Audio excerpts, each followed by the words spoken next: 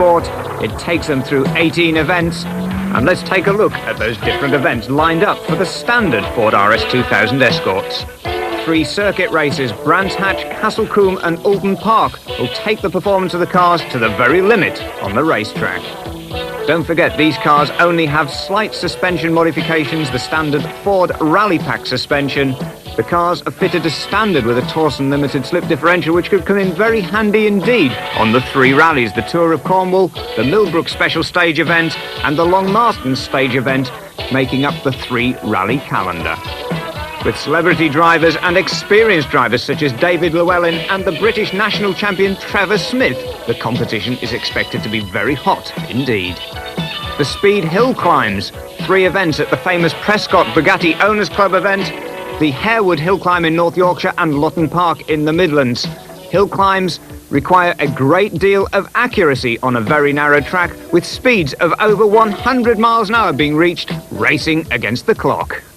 Also racing against the stopwatch, the sprint events, the famous Goodwood and Aintree former Grand Prix circuits, the Kerbera circuit in Leicestershire, the 3 circuits requiring a flying lap of each, no room for errors, no room for mistakes, and very high speeds. In contrast with the high-speed circuits, sprints and hill climbs, production car trials are a very different kettle of fish. Persuading the powerful front-wheel drive RS2000 up muddy slopes at Banbury and Lichfield, it requires finesse and a great deal of very special driving skill. Combining finesse with speed, auto tests, 2 speed events at Felixstowe and Silverstone, swerving the car, spinning around the bollards, inch-perfect driving absolutely vital if you're not going to lose time or gain penalty points for clipping the cones. Squeezing the most out of the gallon, the final economy run rounds up the championship. But first, let's join the RS2000s for round 1 of the series, the 10-lap race at Brands Hatch in Kent. The whistle blows and Andy Goff in the Peoples of Liverpool car leads the championship onto the track for the first time. A full grid of RS2000s for their debut race. Watch out for that car, number 8. That's former British rally champion David Llewellyn in the Bridgend Ford car. Each of the cars backed by Ford dealers. 1 minute to go to the start of the championship. We ride with David Llewellyn as he lines up on the front row of the starting grid. Alongside him, the experienced Tony Dron. Watch out for him on the left-hand side of David Llewellyn as the lights are prepared. The car's engines rise. The red light is on. Llewellyn's engine rises. It goes to green. A squeal of tyres as Llewellyn heads for Paddock Hill Bend. Watch out on his left-hand side, though. That is Tony Dron, the former touring car racer. 25 years of track experience tells as Tony Dron leads into Paddock Hill Bend from David Llewellyn. Then it's Simon Goodliffe and Jeremy Walton in the silver car up into 4th place. Heading up to Druids Hairpin for the first time, it's Tony Dron who leads, but the rally man David Llewellyn right on the tail of Dron. Dron, a journalist, the editor of Classic Cars magazine, but a former works saloon car driver. He's also raced Porsches with over 600 brake horsepower at Le Mans, so a very experienced driver at the head of the field.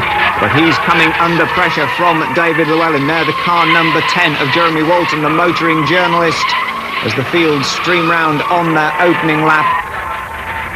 The head of the field, though, it's the dark red car of Tony Dron taking the wide line into Paddock Bend. Behind him, David Llewellyn now forced to move onto the inside line to defend from young Simon Goodliffe. Goodliffe charging very hard indeed. Dron still leads. Then it's Llewellyn again taking the inside line into the Druids Hairpin, moves across the track as they come down Graham Hill, through Graham Hill Bend. And it's still at the head of the field, Tony Dron from David Llewellyn. Simon Goodliffe holding on to the 2 leaders as they make their break. Then there's a big battle going on with Carl Hopkins and Ian Gwynn and Jeremy Walton all battling for that 4th place. Tony Dron then still at the head of the field, but Goodliffe is challenging Llewellyn. We ride with Llewellyn into Druids Hairpin, and through goes Simon Goodliffe. The 25-year-old takes the British Rally champion of the past. And it's Simon Goodliffe. He raced XR3s, became the champion at his local circuit, Alton Park, in 86 and 87. He's been racing Ford Fiestas since then. Now he's proving his pace with the RS2000. In his sights now, it's Tony Dron, 25 years of racing experience. The motoring journalist, he sold Porsches for a living as well. Meanwhile, another big challenge. That's number 2, Carl Hopkins, making his move on David Llewellyn. Llewellyn on the outside as they head into Paddock Hill Bend, but it's still Tony Dron in the lead from Simon Goodliffe. Then Llewellyn side by side with Carl Hopkins, dicing for that 3rd place. Llewellyn holds on by the skin of his teeth, but all the cars are right on the limit through Paddock Hill Bend. Hard onto the brakes for Druid's Hairpin, having gone up Hailwood Hill. And still Tony Dron leads. 2nd place, Simon Goodliffe leaning on his rear bumper. Then a similar battle for 3rd place between Llewellyn's and Hopkins. What a start to the Ford RS2000 Championship. Into McLarens and Surtees, then the swooping right-hander of Clearways, taking them round this classic Brands Hatch Indy circuit, back onto the start-finish straight, and it's Dron from Goodliffe, Llewellyn from Hopkins, then Ian Gwynn in 5th position, Jeremy Walton in 6th, Andy Goff in 7th, Richard Hill in 8th as they cross the line. And don't forget, each of these cars, standard RS2000s with slightly uprated suspension for the racetrack, drifting through the corner. There's number 10, Jeremy Walton. And there's Andy Goff hanging the tail out in that Peoples of Liverpool car. Each of these cars supported by dealers. The Brooklyn car from Redditch of Richard Hill making his challenge on Andy Goff. But it's Tony Dron in the Blakes of Liverpool car leading the field at the moment from Simon Goodliffe in the Rates of Gray's car.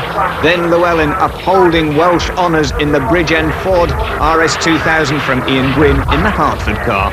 So the dealers getting very excited in the grandstands as they see their cars battling on their racing debut. The tortured BF Goodrich tyres screaming as they come through Clearways back into Druid's Hairpin, again riding with Llewellyn. And it's 5 cars now locked together in the battle at the head of the field. It's still Dron from Goodliffe, Llewellyn from Hopkins, but Ian Gwynn closing on the top 4. He is also going to be determined to make up places.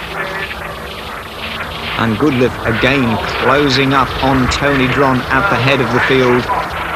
Question mark here, is Tony Dron, has he been pushing too hard too early in the race? Perhaps he is going to overheat the treads of his tyres with that hard driving. It certainly seems to be giving Simon Goodliffe a chance. Goodliffe looking down the inside as they cross the start-finish line. Leaving his braking very late indeed. It's door handle to door handle, 80 miles now. Goodliffe on 2 wheels through Paddock Hill Bend. Dron takes to the curbs on the outside. Goodliffe now with the ideal position on the inside for a charge into Druid's Hairpin, but Dron's not letting up. And Goodliffe forces his way to the head of the field. That's lost Dron momentum. Now they've got to keep the weight of these cars moving through the corners. It's not just stop and start, it has to flow. Simon Goodliffe takes the lead. Tony Dron, having lost that momentum, he's backed off. Llewellyn forced to back off as well. That's given the chance to Carl Hopkins as well. It could all change again at the head of the field. Smoke from a rear brake there of Simon Goodliffe's car, but he's in the lead. Tony Dron now with David Llewellyn leaning on his rear bumper as they head across the start-finish line. Carl Hopkins now, he was balked slightly there by Llewellyn's challenge, and that's given Ian Gwynn the chance to close up in 5th place. What a race! Through Paddock Hill Bend, and it's Simon Goodliffe drawing away at the head of the field, beating the established stars. Behind him, Tony Dron and David Llewellyn. Llewellyn taking a look down the inside this time, defending also there from the hard-charging Carl Hopkins in the number 2 car. The distinctive silver, red and blue car from Leicester. Then it's Ian Gwynn in the blue and white car from Oxford. So the battle around the country here at the Brands Hatch circuit in Kent, and it's still Simon Goodliffe in the Rates of Gray's car, the Essex team, literally from just over the river. He's leading the race, but behind him, look at the battle with Llewellyn being forced wide. He's going to lose that 3rd place. He's up on the curbs at Clearways. There's a gravel trap there. Llewellyn's car control gets it all back, but Carl Hopkins now through into that 3rd place behind Tony Dron. So Llewellyn in trouble, losing ground there. And it's still Simon Goodliffe at the head of the field from Tony Dron. But Tony Dron now coming under increasing pressure from that Leicestershire car, the Carl Hopkins car right on his boot lid now, and moving up into 4th place. That's Ian Gwynn. So Llewellyn down to 5th. Along the Cooper Straight for the final time on the last lap of the race. And it's Simon Goodliffe at the head of the field in the Rates of Gray's car. Behind him, the battle still goes on as Tony Dron battles to hold off Carl Hopkins. Down into 5th place now, behind Ian Gwynn. The fastest lap of the race goes to David Llewellyn, 76 miles an hour, average speed round Brands Hatch. He takes the lap record, but taking the checkered flag, it's Simon Goodliffe, winner of round 1 of the Ford RS2000 Championship. He takes the maximum 10 points in the rates of Gray's car from Tony Dron, Carl Hopkins, Ian Gwynn and David Llewellyn. Championship points scored down to 10th place in the series, but it's 25-year-old Simon Goodliffe, the driver from Littleborough in Lancashire, who takes the checkered flag and beats the established stars. I was hoping to do well in the circuit rounds, in particular because that's all my experience totals. We go to the Tour of Cornwall next to the rallies. That'll be a different story, I'm sure.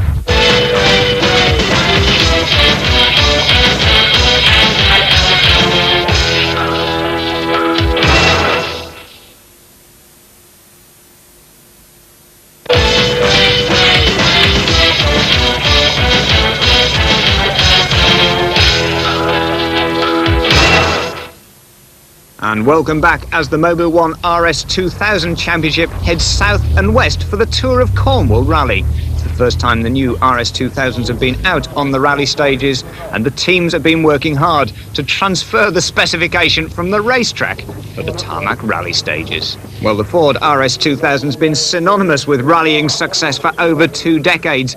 Now joining it, the latest evolution of the design on the rally stages. Also joining us on the Tour of Cornwall Rally, the BBC TV Top Gear crew of Tiffany Dell and Tony Mason. They've done rallying and people done racing. Tony Dron, he's done both, and Carl Hopkins, he's had one go at rallying. So it's very interesting. I think obviously the rally drivers should win the rallies as the racing drivers won the races. Well, Needell's in good company. His co-driver, Tony Mason, used to be with Roger Clark. How would you believe it was 1975, and that was the Lombard RAC rally with Roger Clark, and we actually finished second, so if we do as well today, it'll not be too bad.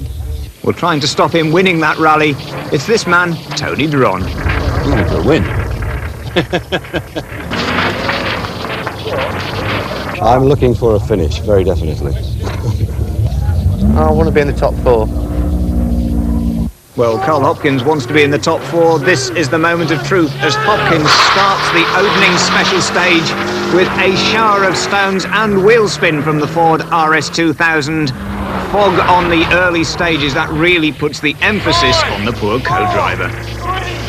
Tiffany Dell off the line, a little more gentle in his approach as he gets the RS2000 moving. Needell heads off into the mist with the experienced Tony Mason alongside him. Mason, in fact, won the RAC Rally 20 years ago this year with Roger Clark. On the start line now, Richard Hill, another experienced rally driver. The co-driver's head goes down onto the maps. Again, the co-driver's involvement absolutely vital in this minimal visibility. Well, a driver with a good pedigree is Ian Gwynn, son of former rally champion Bill Gwynn, now helps in the family rally school. Well, hopefully the safety crews won't be needed as the route takes the drivers across the moors on army private roads, then into a holiday camp, flat out through the holiday camp roads, and finally onto an airfield stage. Leaving the start there, Stephen Hendy, he too accelerates off with a very tight left-hander ahead of him. Out of the left-hander, and just listen to those engine revs, Steve Hendy is trying very hard indeed. Well, don't forget, these cars are basically standard production Ford RS2000s fitted with the Rally Pack suspension, which can be bought from any rally sport dealer. And determined to make up for losing the lead of the race at Brands Hatch, aiming for victory, is Tony Dron. Tony Dron, the editor of Classic Cars magazine. His normal rally car is a 1956 Ford Zodiac. Dron rallies in the historic events, including the historic Monte Carlo Rally with the big Zodiac. This is a very different kettle of fish, as leaving the line for the second special stage is Tiffany Dell and Tony Mason. Well, Needell says he hasn't rallied before, but he's a very experienced race driver. Raced in Formula One for the Ensign Grand Prix team in the early 1980s. He's raced in the Le Mans 24 hours race for some of the top teams. Now he's thoroughly enjoying trying his hand at stage rallying. Well, into the final service areas, and it's all to work for, and some worried faces in the Top Gear camp.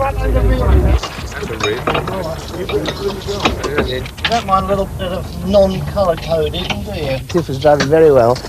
We damaged a wheel, broke a rim with a rough thing, and we thought we'd sort of damaged drive shafts. There was all sorts of funny knocking and everything, so they took the sump guard off to have a look, and I think everything's okay. But it was quite rough and quite exciting. Well, Tiff Niddell's pace, absolutely amazing. Some of the drivers, he's actually in the running for the lead. But the man that's ahead of him is none other than Tony Dron. It's a pretty serious competition, but it's fantastic to come to Cornwall, and there's a great variety in the stages. One of them is a bit rough, but the car seems to stand up to it, which is a great relief. We've got 3 to go. Just hanging on with fingers crossed now. Well, we rejoin Tony Dron, the Surrey driver, on the penultimate stage, an airfield stage high up in the hills of Cornwall. And Tony Dron brakes hard on a very damp and slippery surface for the tightest part of the stage, round the perimeter track of the airfield, a very, very tricky S-bend. Dron driving hard, set to go into the final stage of the event with just seconds separating himself from Tiff Niddell and Tony Mason. But charging equally hard, it's Stephen Hendy in the Hendy Ford from Southampton. Hendy taking over the car for this event. It's a car that's being shared by 3 drivers through the championship. We'll see Trevor Smith, the British National Rally champion, also at the wheel of this car.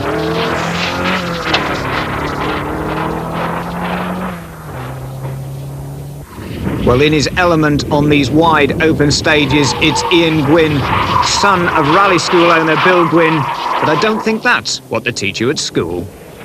Undaunted, Ian Gwynn plows on, heading for 3rd place, closing and the closest competition to Niddell and Mason. And Tiff Niddell really taking to rallying like a duck to water. Tony Mason, the experienced co-driver alongside him, easing him through the stages, and you can see Niddell is charging very hard indeed. After this stage, one final service area, then the final special stage of the event, and for Tony Dron, it's tough at the top. An engine mounting let go on that very fast stage that we just done right at the start, and it got progressively worse and worse.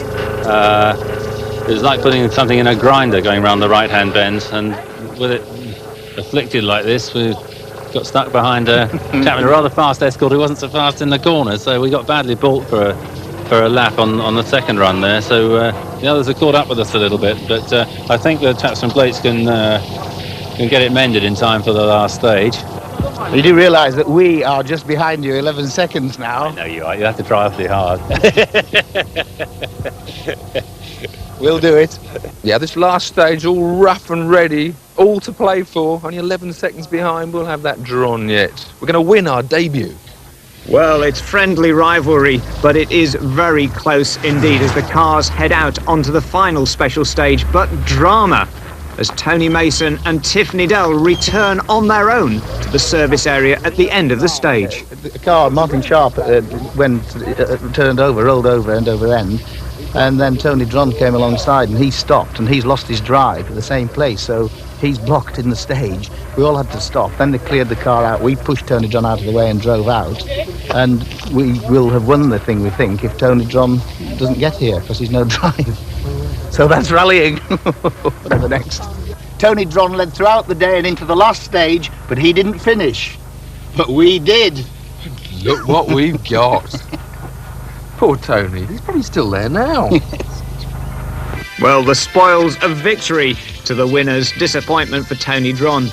But don't forget that Tiff Niddell and Tony Mason don't score any championship points for their debut victory. So Steve Hendy gained the maximum points ahead of Ian Gwynn, then Richard Hill 3rd, then Andy Goff and Tony Dickinson. So Ian Gwynn now in a very strong championship position after the Tour of Cornwall.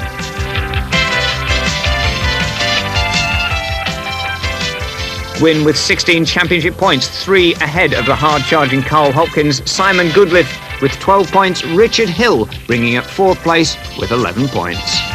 And as far as the dealers go, it's the Hertford Motors team, 16 points ahead of Central Motors from Leicester and Rates of Essex, 16, 13 and 12 points respectively. Well, the driver definitely to watch is the Hartford Motors of Oxford driver Ian Gwynn. Lives at Banbury in Oxfordshire. We take a quick look at him, 24 years old, currently leading the championship.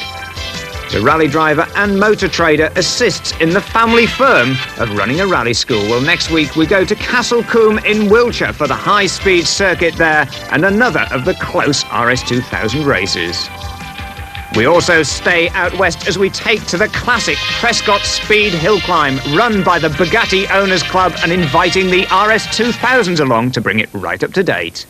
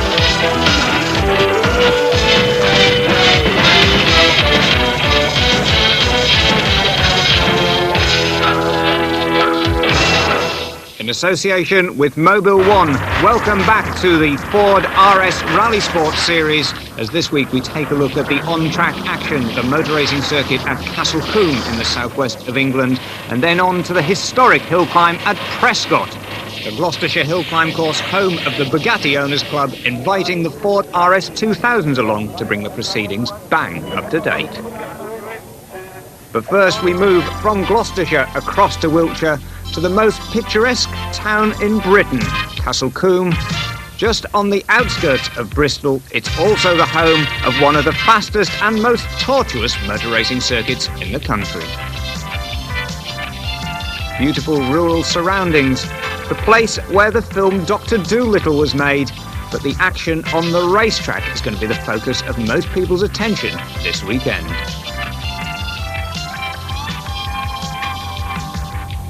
As ever, over a dozen of the equally matched, close to standard Ford RS2000 Escorts taking to the track. Only uprated rally pack suspension and the BF Goodrich Performance tyres make these cars different from the standard road example. A contrast in styles in Wiltshire, the peaceful, idyllic rural setting and the high-speed action of the 2.5-mile Castle Combe racing circuit. Cars take to the track. 13 cars lining up on the starting grid, and at the head of the field, it's David Llewellyn, the Welsh former Works rally driver, again heading the field. Watch out also at the back of the field, another leading driver, Trevor Smith, lining up dead last after problems in the qualifying session. His times were disallowed, so he is at the very tail of the field. But it's David Llewellyn on pole position, Ian Gwynn in the middle of the front row of the starting grid, and on the outside, the experienced Tony Dron. So Ian Gwynn has the two stars of the series either side of his white and blue car as they wait for the starting lights. The engine revs rise, the red light goes on, it switches to green, and it's go for the second of the circuit races of this multi-discipline Ford RS2000 Rally Sport Series. And heading the field as they head up the Avon Rise for the first time, it's David Llewellyn in the red and yellow car there with the 10-second penalty. Leaving the start line now is Trevor Smith. He's got a lot of ground to make up, but at the head of the field through Quarry Corner for the first time, it's David Llewellyn with Ian Gwynn in the blue and white car right on his tail. But trouble for Tony Dron carrying our on-car camera. The shrug of the shoulders says it all. He's already dropped from the front row of the starting grid to the back of the pack. Well, at the other end of the field is David Llewellyn leading, but Ian Gwynn staying with him as Llewellyn starts to try to extend his margin. In third place is Simon Goodliffe, and fourth Carl Hopkins. But down at the tail of the field, he's quicker into the corners, but look at the other cars pulling away from poor Tony Dron. Obviously an engine problem, the engine isn't giving full power, and Dron sees his championship points slipping away.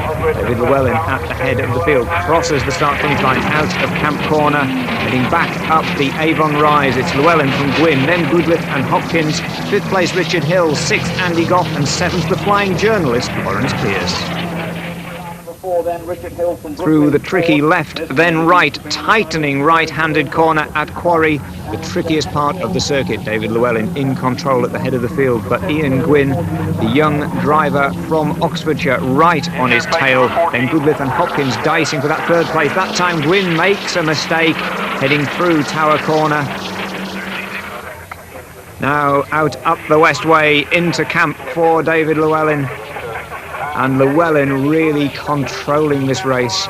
The Welshman there, tighter line as Gwynn runs a little bit wide. Two wheels on the dirt for Goodliffe and Hopkins. Hill and Goff behind them both. Richard Hill now extending his fifth place margin over the Peoples of Liverpool car of Andy Goff. So it's David Llewellyn in the Bridgend Ford RS2000 heading the field. Then behind him representing Oxfordshire with Hartford Motors, that's Ian Gwynn. Then it's Simon Goodliffe in the Rates of Gray's car from Essex. Carl Hopkins representing Central Motors at Leicester. So drivers from all over the country still dicing hard. We take another look back at Tony Dron. He's not giving up yet. The engine may be down on power. He's trailing at the tail of the field. You can see him waiting for it to build up revs to change up into fourth gear. That really is disappointment for Dron. Currently running 13th on the road, championship points down to 10th. He probably knows that it's a pointless effort. If no one else looks like they're going to drop out, he may as well retire.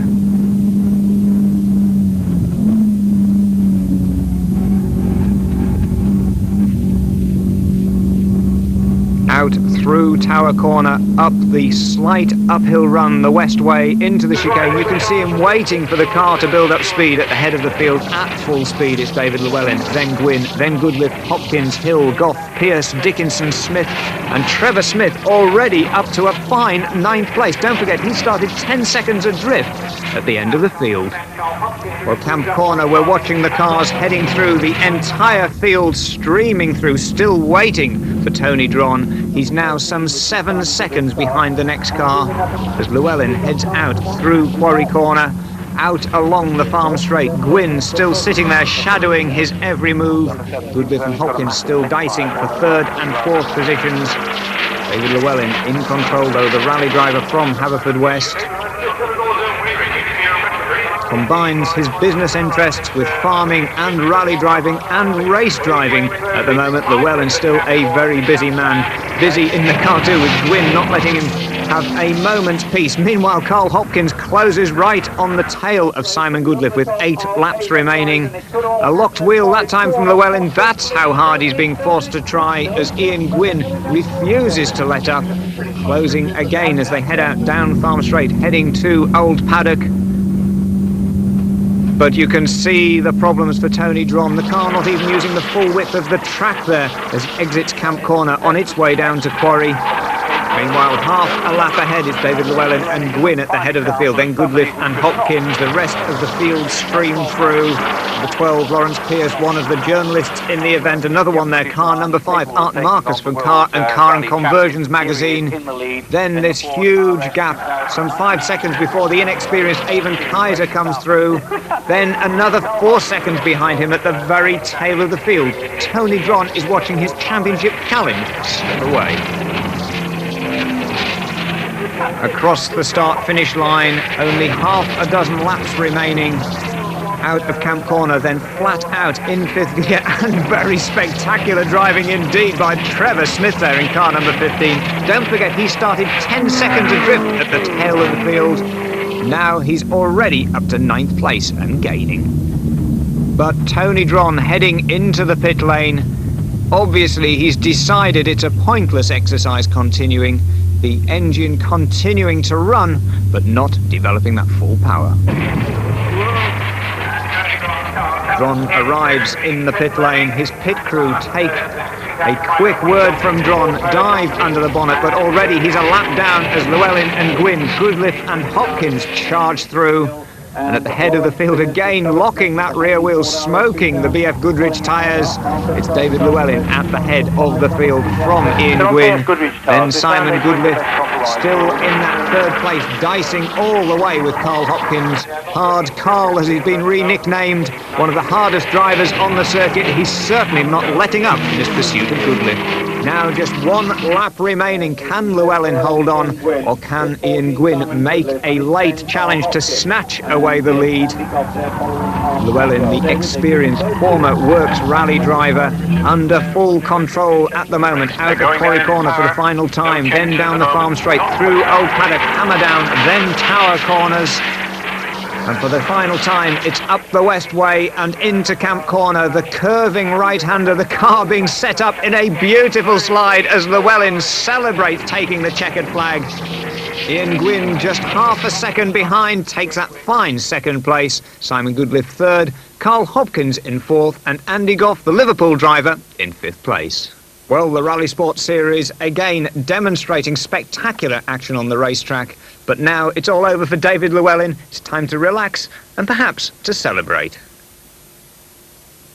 Very pleased. I thought that if I could get away from the start, having a good practice time and not having to deal with the traffic around me, you know, I had the feeling that if we could just get out there, we could probably have a good run. You were fourth the whole way around, though, so it was a great race. Yeah, Ian was just behind me all the time, and a couple of times up there on quarry he got very close, and I thought we were going to have a bit of a scrap here, but then I pulled away a little bit going out of the corner because he went so quickly in, I could get a bit quicker away.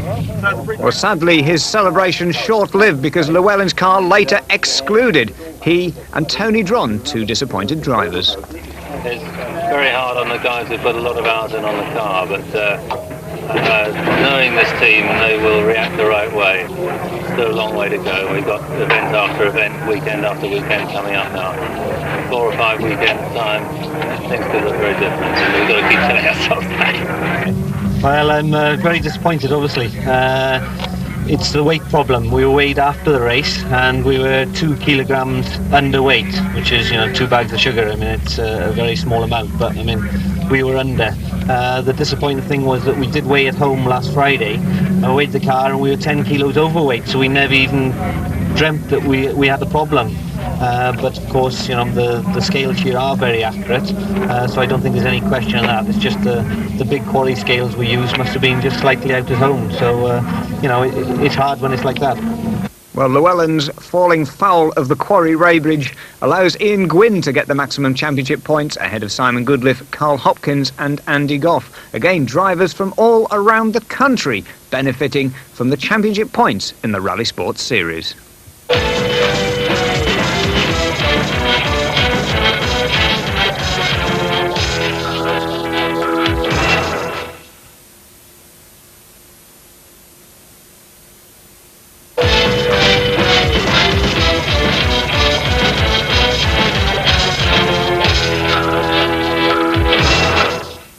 And welcome back to the Mobile One Ford Rally Sports Series. The Ford RS2000 is now heading across to Winchcombe in Gloucestershire to the Prescott Speed Hill Climb. It's one of the oldest venues in the country, founded in 1938, part of the Bugatti Owners Club and attracting classic cars such as those Lancias from all over the country. It's also the home of the Bugatti Trust and rare machines such as the Bugatti Brescia and the 35B Grand Prix model.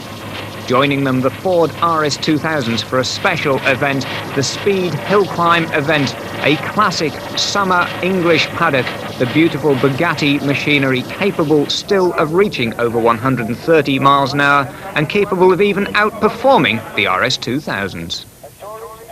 The 2000s line up with celebrity drivers and guest drivers to sample the occasion. Leonard Setright of Car Magazine, John Horton there in deep discussion with him. Tony Dron, of course, a regular competitor in this series, 25 years a racing driver, 10 years the editor of Classic Car Magazine. heading down through the scenic paddock in the beautiful Cotswold countryside. The cars prepare to take to the track. We ride first with Ian Gwynn to experience speed hill climbing. Camera mounted on the nose of Gwynn's car as he makes this demonstration run, as the car accelerates up to 80 miles an hour through the sweeping left-hander of Orchard Corner. It's a race against the clock, the fastest man up the hill. Through the left-hander of Ettores Arc, the car starting to climb and weave its way up the hillside.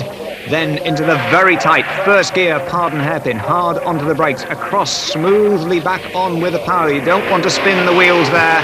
Then up the back straight. Your speed up this straight is critical to setting the fastest time. Then you've got the tricky S's coming up, the left and the right and the left again. Keeping the car smooth, keeping it away from the Armco barrier on the left, the bank on the right as you accelerate flat out up through the semicircle. No time to admire the Cotswolds view and the 500-foot drop on the left side of the track, because this is over 100 miles an hour as you flash under the finish barrier. Short and sharp, very much speed and accuracy to get a good time in speed hill climbing. And the first of the RS2000 on the line is number 207, Simon Goodliffe. The rates car, the 25-year-old Lancashire driver, heads off up through Orchard Corner and onto the hill. Through Ettores Arc, the brake lights flick on, the car flicks to the left, rear wheel up in the air. Ettores Arc, of course, named after the great Ettore Bugatti. Hard onto the brakes again, the car now climbing up through the trees, through Pardon Hairpin, smooth onto the power. This is going to be the time to beat for Simon Goodliffe as he heads off to the S's, flat out in third gear. Dab on the brakes through the S's, climbing and twisting between the privet hedges. There's the big drop on the outside of the semicircle. He crosses the finish line. 54.66 seconds, an average not far under 75 miles an hour for a twisting single track road as Carl Hopkins comes to the line. 54.66 to beat. Carl Hopkins in the central garages of Leicester car. Hopkins, another experienced competitor, but the first time perhaps he's tackled this Prescott hill climb. Only a couple of practice runs. From Sutton Cheney in Warwickshire, the 23-year-old, another of the young drivers, has raced in production saloon cars, has raced Renault Clios, but this is the first time he's tackled anything like that, and he locks a wheel for Pardon Hairpin. That could be a big problem for him. It could well have lost him time. Accuracy is the most important part of this. You've got to keep the car smooth. You've got to keep the wheels from spinning as he heads out from the S's, then up round the semicircle. Tyres squealing. It's an aggressive drive. Is it going to get him any faster time? And the time comes up 54.63 seconds, 3/100ths of a second faster than Goodliffe. Now it's the people's car. Andy Goff heads off the line. Maximum RPM, first, second and third gears. Heading off into the Ettores Arc. Round to the left, much smoother. You notice there the rear wheel not being lifted. He's using the full width of the track. This looks like a man who's done it before. Notice also the black flag on the front bumper of the car. That's to break the light timing beam at the start and finish of the speed hill climb. That's how they get the very accurate and instantaneous times. And as Andy Goff comes out of the S's, it's going to be a good one. The car moving a little bit on its suspension there. A bit of understeer. That could have cost him precious fractions of a second. Bear in mind that there were hundredths of a second in it so far, and he is a full 0.3 of a second quicker. 54.34 seconds moves Andy Goff to the head of the time. Now with the on-car camera goes Ian Gwynn, Hartford Motors car, the driver from Banbury in Oxfordshire, another of the young drivers, just 24 years old. Ian Gwynn, his father owns a rally school. Don't forget, these are basically standard Ford RS2000 Escorts. Slightly stiffer competition rally pack suspension, and the car really motoring as he heads up to Pardon Hairpin, down to second gear, the car running wide using the full width of a very narrow single track. Look how close he is to the left-hand side, heading into the S's. Armco Alley through the S's, then you've got that big drop on your left-hand side out of the S's. Heading now round to the semicircle. There is the big drop. It's quite daunting on your first run up the hill because that is over 80 miles an hour at that point. And across the finish line out of the semicircle, 54.27 seconds, 7/100ths of a second faster than Andy Goff. Now this could be the driver to watch. Taking over a car we've seen driven by David Llewellyn is another Works Rally driver, the Works factory Ford driver, Gwyndaf Evans. Gwyndaf the bus, the South Welshman. Very spectacular indeed, throws the car rally style into Ettori's arc. Poor old Ettori Bugatti will be turning in his grave to see somebody handling a nice motor car like that. But look at Gwyndaf Evans absolutely flying up this hill. Gwyndaf having carried out a lot of the development work on the new Group N Ford Escort Cosworth. This must be like child's play to him. It's speeds of up to 100 miles an hour still on a very narrow twisting road. Out of the semicircle for Gwyndaf Evans, a spectacular drive. 54.08 seconds. That is real class. 0.2 of a second faster than the best of the opposition. Now though, Tony Dron, he has run speed hill climbs in cars ranging from small saloons to Formula One Grand Prix machinery. He's an experienced racing driver. He's handled cars such as the Le Mans Porsches, and Tony Dron, with 25 years of racing experience, has climbed the Prescott Hill on many an occasion. This could well be the driver to beat. Beautifully smooth. Lifts the rear wheel, the front wheel spins momentarily as Tony Dron applies the power. He's right on the limit, through Pardon Hairpin, up the back straight, then into the S's again. Watch him using every inch of the track. Inch perfect at 65, 70 miles an hour, hard onto the power, out of the semicircle. Tony Dron right on the left-hand side of the track. He's used every inch, and look at the time, beating even Gwyndaf Evans by 0.2 of a second. So Tony Dron takes victory, overcomes the problems of his down-on-power engine at Castle Combe to take the maximum points from Gwyndaf Evans, Ian Gwynn, Andy Goff and Carl Hopkins. So Tony Dron taking the 10 championship points as a result of the Prescott Speed Hill Climb. More of that type of action coming up in future programmes on the RS Rally Sport Series. But let's have a closer look at Tony Dron, the man with that 25-year pedigree of motorsport success. Also a 10-year-long career as the editor of one of Britain's leading classic car magazines. I've been working for classic cars for just over 10 years. Come January, it'll be the 10th anniversary when I made the editor. At that time, there were no real rivals, but there's a great proliferation in the market now. But it's widened the interest generally, and it's great fun to work in this market. Well, I suppose my qualifications to be the editor of Classic Cars magazine are that I'm a qualified car mechanic. I got my city and guilds, and then I went into motor racing in 1968, and I've been doing that ever since. In '68, I also won a prize from the Guild of Motoring Writers as the most promising newcomer to motoring journalism under the age of 23 that year. I suppose a combination of all those things that inevitably it steered me away from real work. Well, Tony in that 10-year career has had the enviable job of driving some of the most exotic machinery. It ranges from brass age Edwardians to Formula One cars of years gone by. We asked him if in that 10 years he'd taken any particular favourite machines. It's hard to pick out one car from all the ones I've ever raced. The Porsche 934 was a pretty remarkable car with 625 brake horsepower and a pretty well standard 911 turbo body. That was timed at over 200 down the straight at Le Mans, and we won the class there in, I think, 82. And the great thing is, Tony's just as enthusiastic about racing today as he ever was. I suppose working for a car magazine was something that the wise old people told me I should have, something to fall back on. But I was a full-time professional racing driver for about 6 years, and now, of course, I've been racing for very nearly 25 years, and you'll be able to tell when I've retired.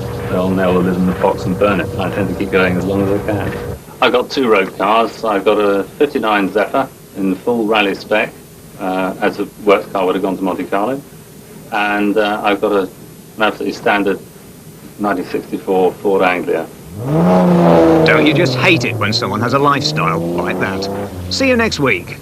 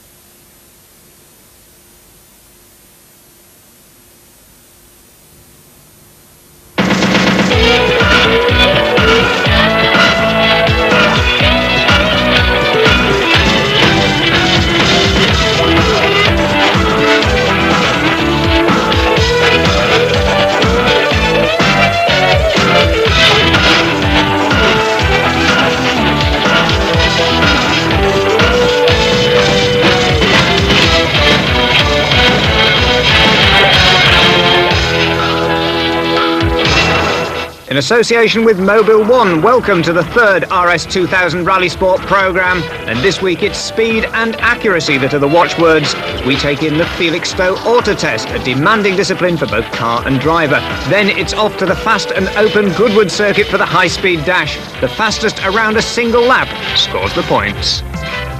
But first, let's head for the Suffolk seaside resort of Felixstowe for the first RS2000 auto test of the series. Standard cars, don't forget, just slightly modified suspension. 15 of the leading up-and-coming drivers, including former British auto test champion Trevor Smith. Well, the objective is to start and finish a test, having completed all the manoeuvres within that test, without hitting a bollard, going too far over in a stride line, because all the lines have to be stopped with just the front wheels or just the leading wheels, and get to the finish of the test having completed it in the correct order. There's a lot of tight manoeuvres in there, and I think today it's going to be go wide enough around the bollards and make sure you get the things right. Well, as with every rally sport event, the day starts with the scrutineers, making sure the cars are legal, that they've passed the noise test, and that they ensure driver safety. Then it's a briefing for the competitors, marking out the route which you have to take. The dotted line means you have to reverse. You've got to memorise that, and then you go for it against the clock. But first, you walk the course to try and memorise that tortuous route that's thought up by the organisers.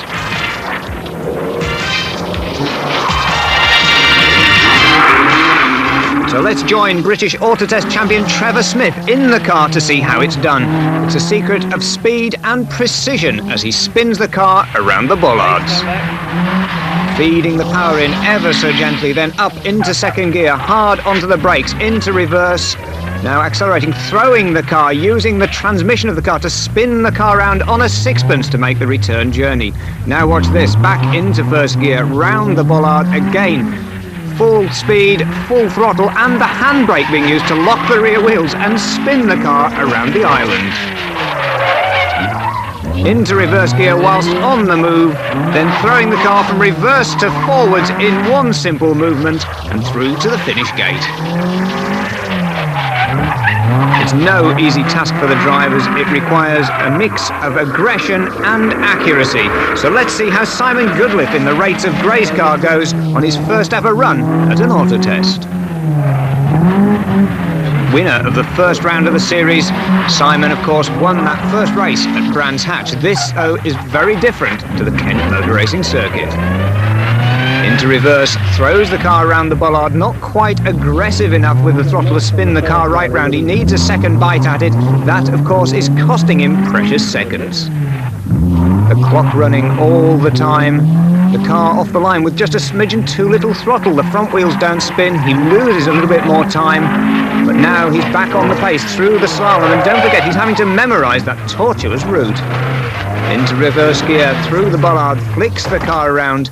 But a clunk from the gearbox. Now that could mean trouble later. The car is back into gear with a couple of seconds lost, and Simon heads for the finish line. Spinning the car around, not as accurate as Trevor Smith though. Watch the tail going just a little too far. He has to back off the power again. That's costing him those seconds. Well, Simon Goodliffe trying very hard indeed. Now Carl Hopkins. Carl, known as one of the hard men of the RS2000 Championship. He's very quick, but he's also very aggressive in his driving style. That may not pay off when precision is required.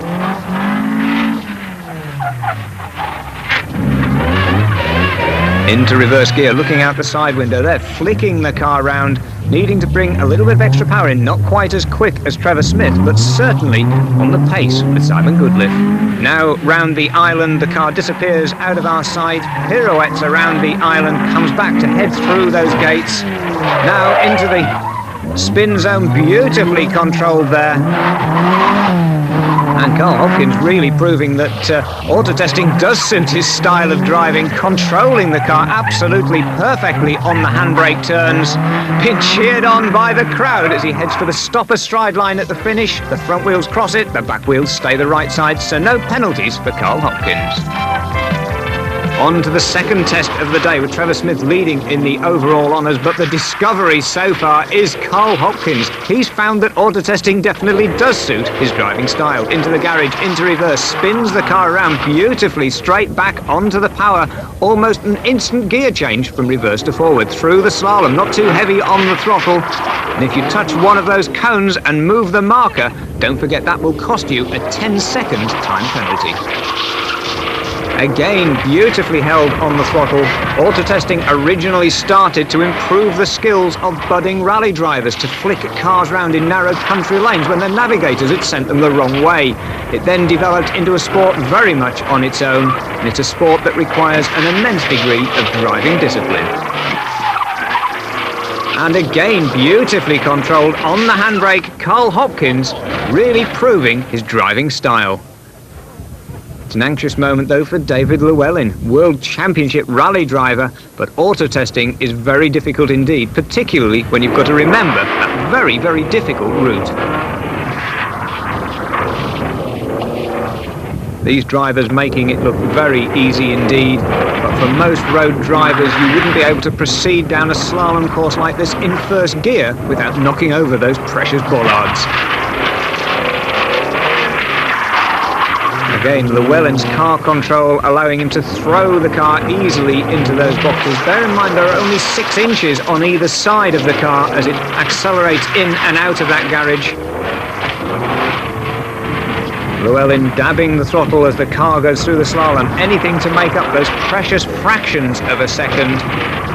Every car here timed to 1/10 of a second to get the honours and of course the championship points for the Ford RS2000 series.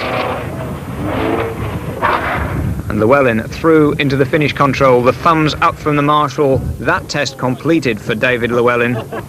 But now Simon Goodliffe, you remember that suspicious clunk in the gearbox on the first test? Well, he now tries to select reverse and he's got a big problem. Something has broken in the selectors of the gearbox, and out of the running Simon Goodliffe as he attempts his next reversing manoeuvre. And don't mention auto testing to Andy Goff. Andy Goff decided auto testing didn't suit his style without a navigator alongside him. So let's again look at Trevor Smith. Absolutely dominating this event so far. Smith spinning the car with the greatest of ease around the bollards, driving absolutely inch perfectly. But he has a new challenge, the Trimoco car. Simon Bradley from Oxfordshire, Simon the fireman, the motor racing fireman. And Simon is an absolute master at the art of auto testing.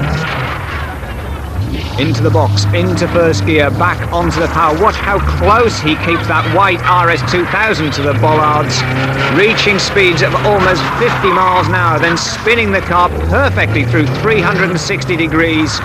Simon Bradley could well become a British auto test champion of the future.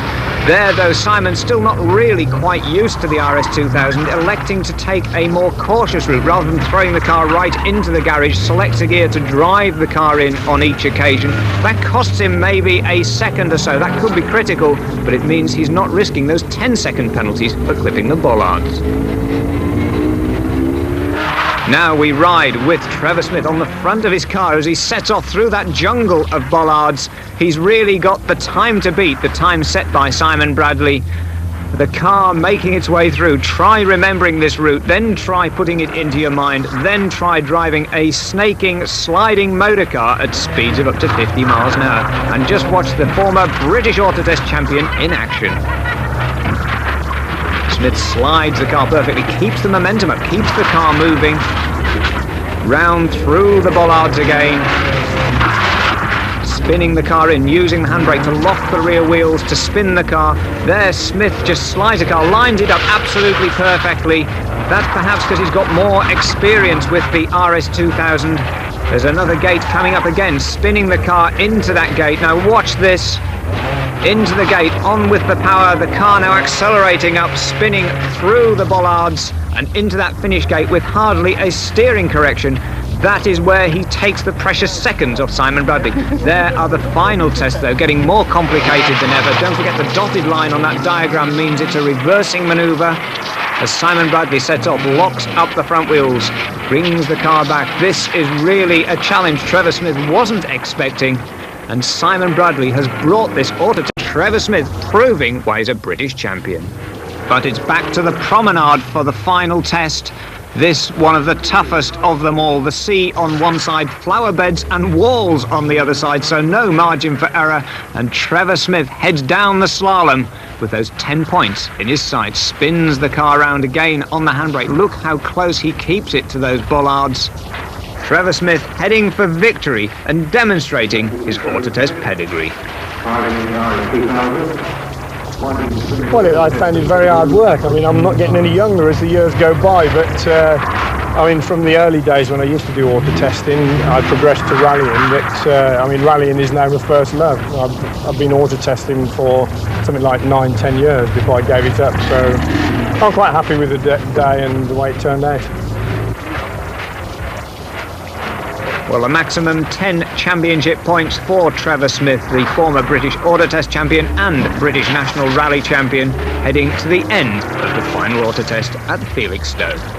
Couldn't be better for me, and it couldn't be better for Henry Ford. I think we managed to win by about 18 seconds in the end, but it was a close-fought battle. Well, Trevor Smith taking those 10 championship points with his smooth, every second count driving style. The spectacular Simon Bradley in second place, but good results for Di Llewellyn, Carl Hopkins and Ian Gwynn, for whom fifth place keeps him in the championship lead. Now it's south to Goodwood for the high-speed sprint around the former Grand Prix circuit. Join us after the break.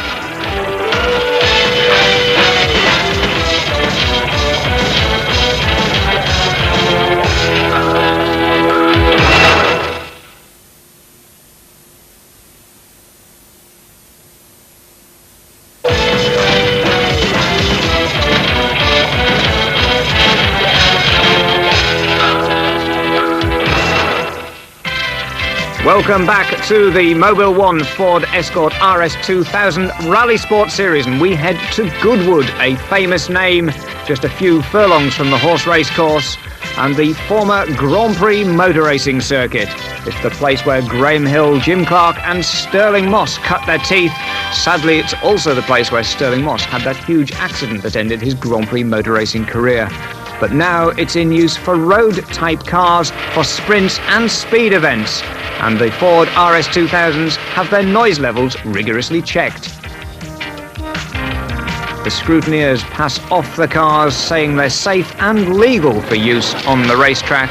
And Tony Dron heads for the track with the other competitors for the high-speed sprint course. Now, sprinting means basically one lap against the clock. Only one lap, so any driver error is magnified. Ian Gwynn first off the line in the blue and white car, the Hartford Motors RS2000, heading off around this classic Grand Prix circuit. Into Madgwick Corner for the first time, accelerating up past 80 miles an hour over the little crest that makes the car go very light on its suspension. Then up to maximum speed, down through the flat-out right-hander at Ford Water.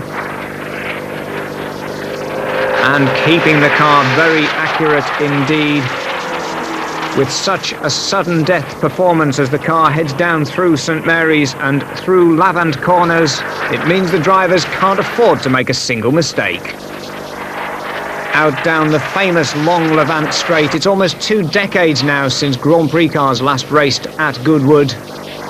But the circuit remains a tremendous driver's challenge, a bit of a throwback in time. None of the Armco gravel traps and various other safety equipment here. It really is an amazing step backwards. There, the famous Goodwood chicane, the grandstand and the wicker fences have gone, but the finish line's still there. Ian Gwynn crosses the line, his time 103.76 seconds, a time not far short of an 80 miles an hour lap as the lights go to green for the second of the RS2000s. That's Simon Goodlith. Simon at the wheel of the Rates of Gray's RS2000. A distinctive silver car. Simon determined to gain some championship points after gearbox problems forced him out of the Felixstowe auto test. But Simon Goodlith charging very hard indeed around the Goodwood circuit.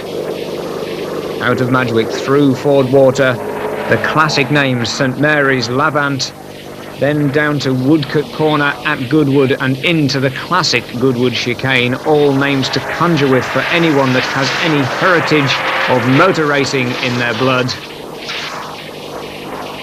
It remains one of the real challenges for drivers, this very quick circuit. The car staying at over 100 miles an hour for almost a mile unbroken. Then down a gear, hard back onto the power and onto the Lavant straight, half a mile flat out, the speedometer needle flicking up briefly to almost 130 miles an hour. Then it's hard back onto the brakes for that Woodcote corner. Don't forget, these cars are basically standard RS2000s with stiffened rally pack suspension. Then it's hard onto the brakes again through the Goodwood chicane, and Simon Goodliff taking the agricultural route, determined not to lift off. That has cost him time though, 105.13 seconds. A small mistake spoils an almost perfect lap. Andy Goff off the line now in the red car, the Peoples of Liverpool car. And Andy Goff accelerates out onto the Goodwood circuit, one at a time, one lap at a time. The emphasis here on keeping the speed up and keeping it very accurate indeed, and that's what Andy Goff is doing, driving absolutely perfectly there, almost brushing the grass on the inside, then the outside of the corner, the car twitching slightly into oversteer, the tail end flicking out. Goff using opposite lock there to hold the car on the very tight right-hander. Past St Mary's corner, now through Lavant and on to that very long straight. In actual fact, it sweeps very slightly, almost imperceptibly to the left. You only notice it when you're travelling at speeds of well over 100 miles an hour. You feel the side load building on the car as you head through Lavant. Goff heading down through Woodcote corner into the Goodwood chicane, hard onto the brakes, down to third gear, down to second gear, hard back onto the power, brushing the curb on the outside. The Peoples of Liverpool car crosses the line, 104.79, splitting Gwynn and Goodliff. So the time to beat still 103.76 from Ian Gwynn, as Carl Hopkins heads off the line in the Central Motors from Leicester car, that distinctive livery, the red front and rear bumpers, the grey and blue livery of the Central Motors cars, and Carl Hopkins is really going for it. Hopkins, the hard charger of the RS2000 Championship, surprised many with his pace in auto testing. Now he's surprising them again with his accuracy and speed on the Goodwood circuit.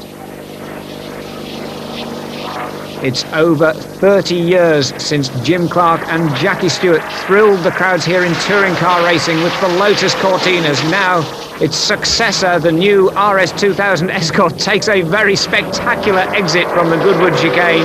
Carl Hopkins crosses the line, 103.74. His attack was worth it. Fastest so far, 2/100th of a second quicker than Ian Gwynn.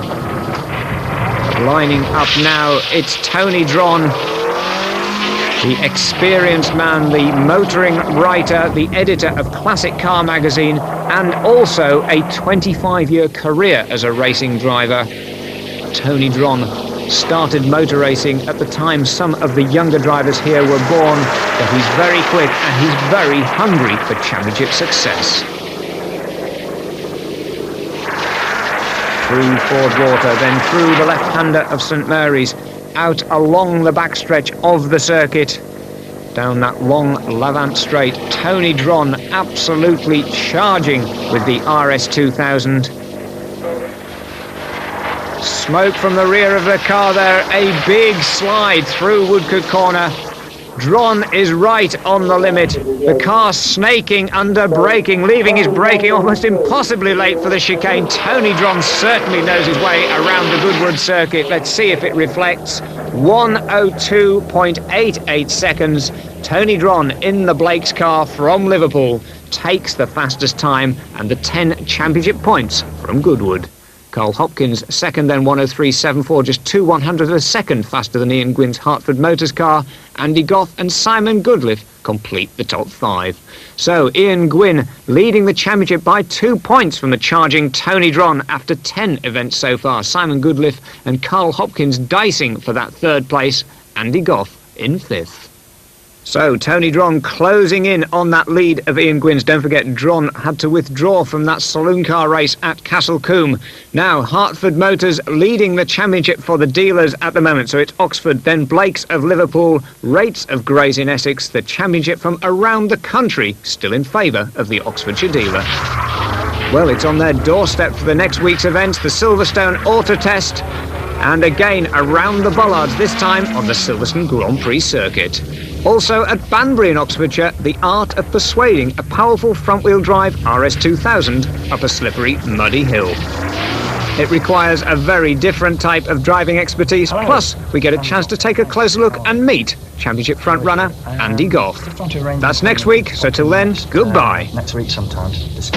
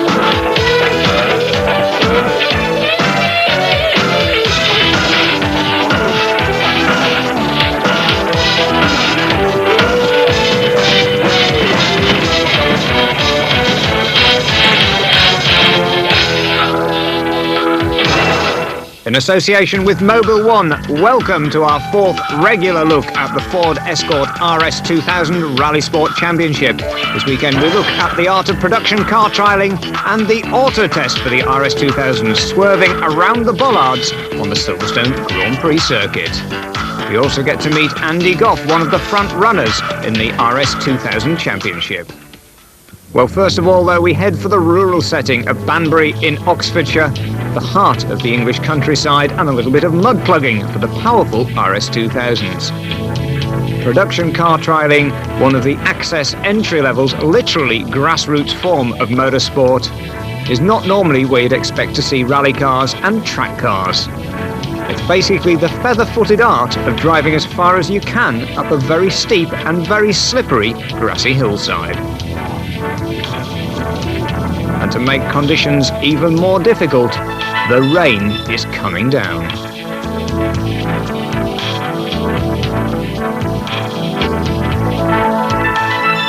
And don't forget, the RS2000s are basically standard motor cars, just with slightly stiffer suspension. Catalysts for the green environment, and you could say it's raining cats and dogs.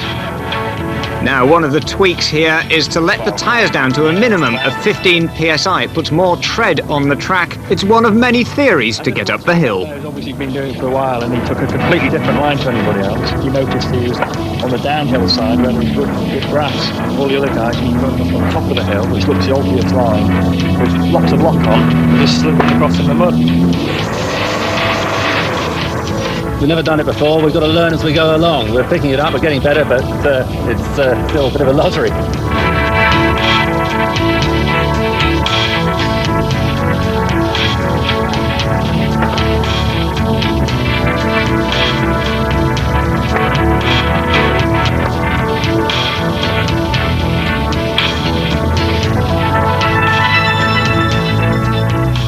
You just let the car idle when it's, instead of letting the wheel spin. It's actually really strong around idle, and it just seems to pull itself up the hills.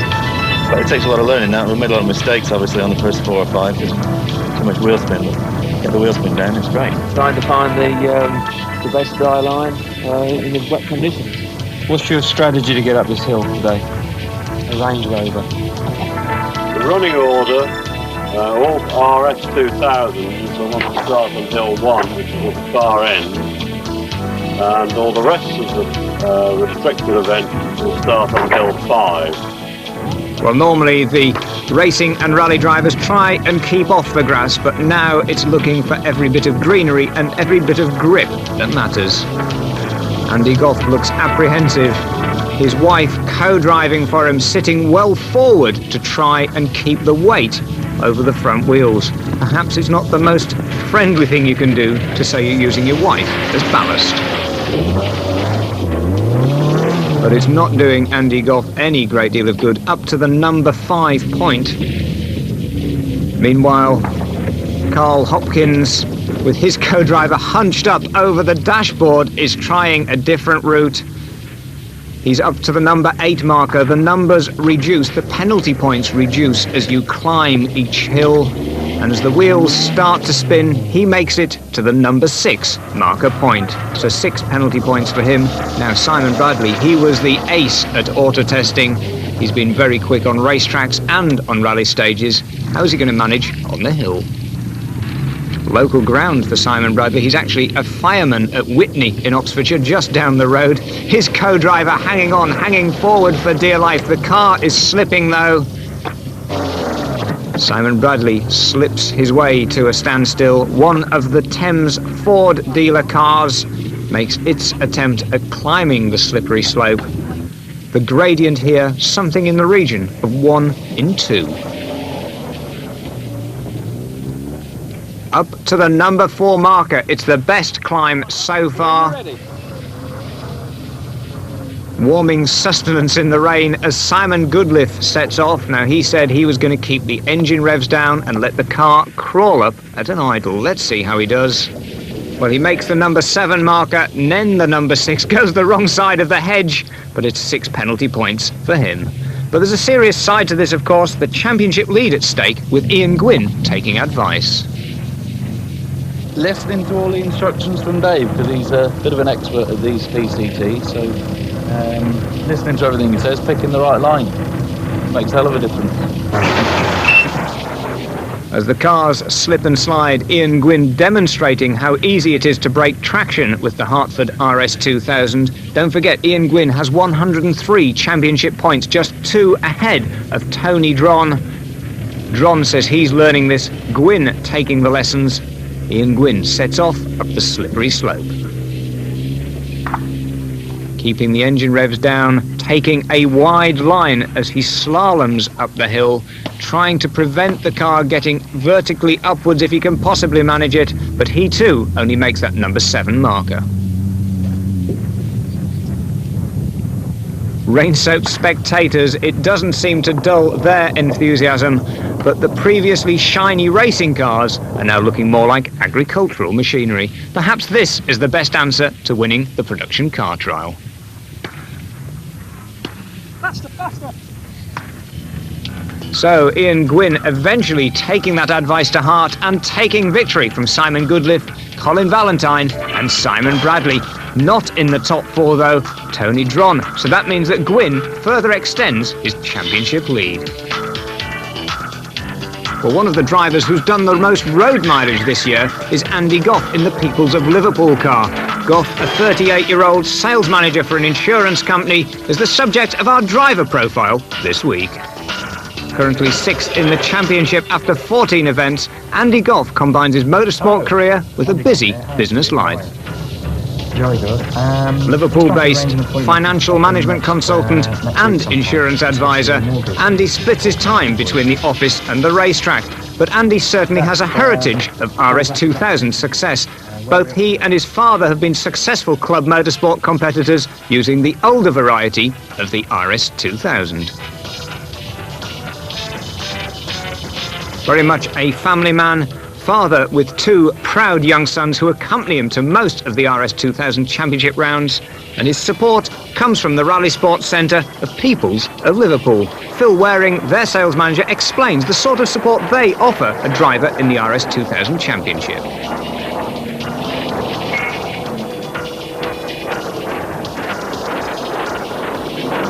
Andy does the driving, obviously on our behalf, and what we try and do is to provide the support, firstly in terms of the car, then in terms of the support he requires to keep it mobile.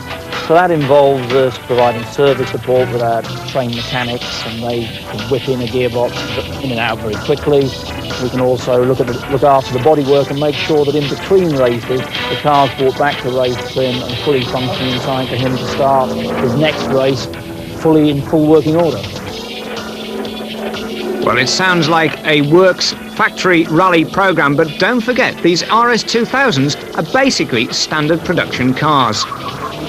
Put through their paces here at Felixstowe for the auto test, you can see just how quick they can be made to go. The only modifications from standard, Basically a stiffened uprated suspension kit which can be bought from any Ford Rally Sport dealer, and of course those BF Goodrich competition tyres.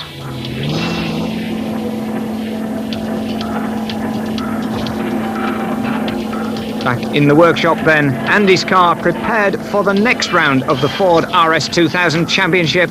That is the auto test at Silverstone. But in the meantime, Andy Goff and his family take the time to relax.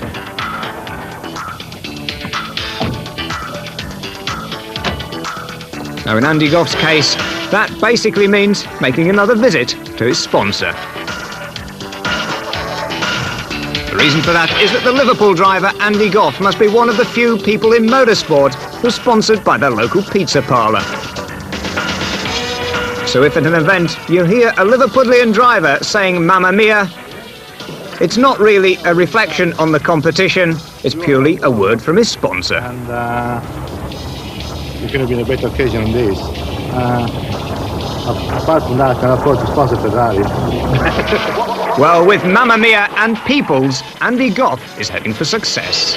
Well, I've always been involved in motorsport through my father, who has done racing, rallying and autocrossing since I've been about 4 or 5, so it's just a natural progression when I was 16 to get involved with a similar sort of hobby. I couldn't really wait to have a bath.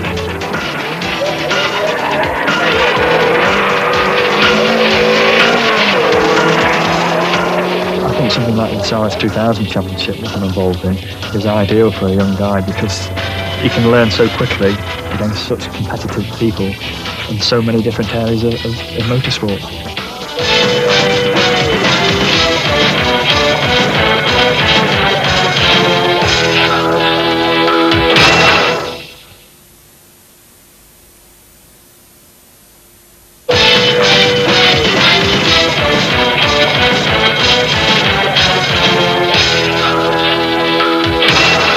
Welcome back to the Mobile One Ford Escort RS2000 Rally Sport Series as the cars head for Silverstone for a very special event.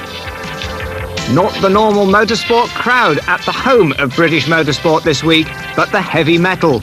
It's the Truck and Track Show at Silverstone with over 500 trucks, ranging from the largest to the very smallest. There are fun and frolics for all the truck industry, keeping over 10,000 spectators amused, even got 15-ton trucks pulling wheelies.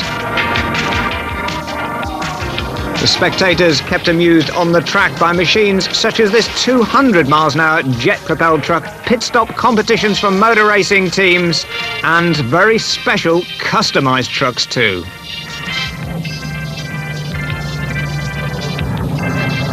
Trucks from all over Great Britain and all over the world. There is even a special high-performance stop-go test for the racing machinery. Basically a drag race up to maximum speed, then stand on the anchors and stop these 12-ton monsters within 2 feet. The New Zealander Murray Kernahan demonstrates how not to do it with the Kenworth, but similar accuracy required for the drivers in the Ford RS2000 Championship, who too are taking to the track at Silverstone. The second performance auto test of the championship, a race against the clock around the twists and turns of bollards set up around the circuit. It requires speed, it requires accuracy, and it requires the ability to throw the car at 40 miles an hour into a slide, knowing exactly where it's going to stop. Well, the front runner in the championship at the moment is 24-year-old Ian Gwynn, the Hartford Motors Escort RS2000 driver. Currently leading the series, he's got to stay ahead in this auto test though, and he faces the attack from Simon Bradley, the Oxfordshire driver, who was quickest and challenging the British champion Trevor Smith in several of the previous auto tests. Tony Dron, the very experienced former professional motor racing driver and editor of Classic Car magazine, again is charging hard. He's second in the championship, aiming to make up ground. Trevor Smith, British auto test champion, British national rally champion, 6th in the championship, the man to watch for the Silverstone auto test. The marshal stands by with the stopwatch. The pressure mounts for Ian Gwynn. He's memorised the route around the twists and turns of the course.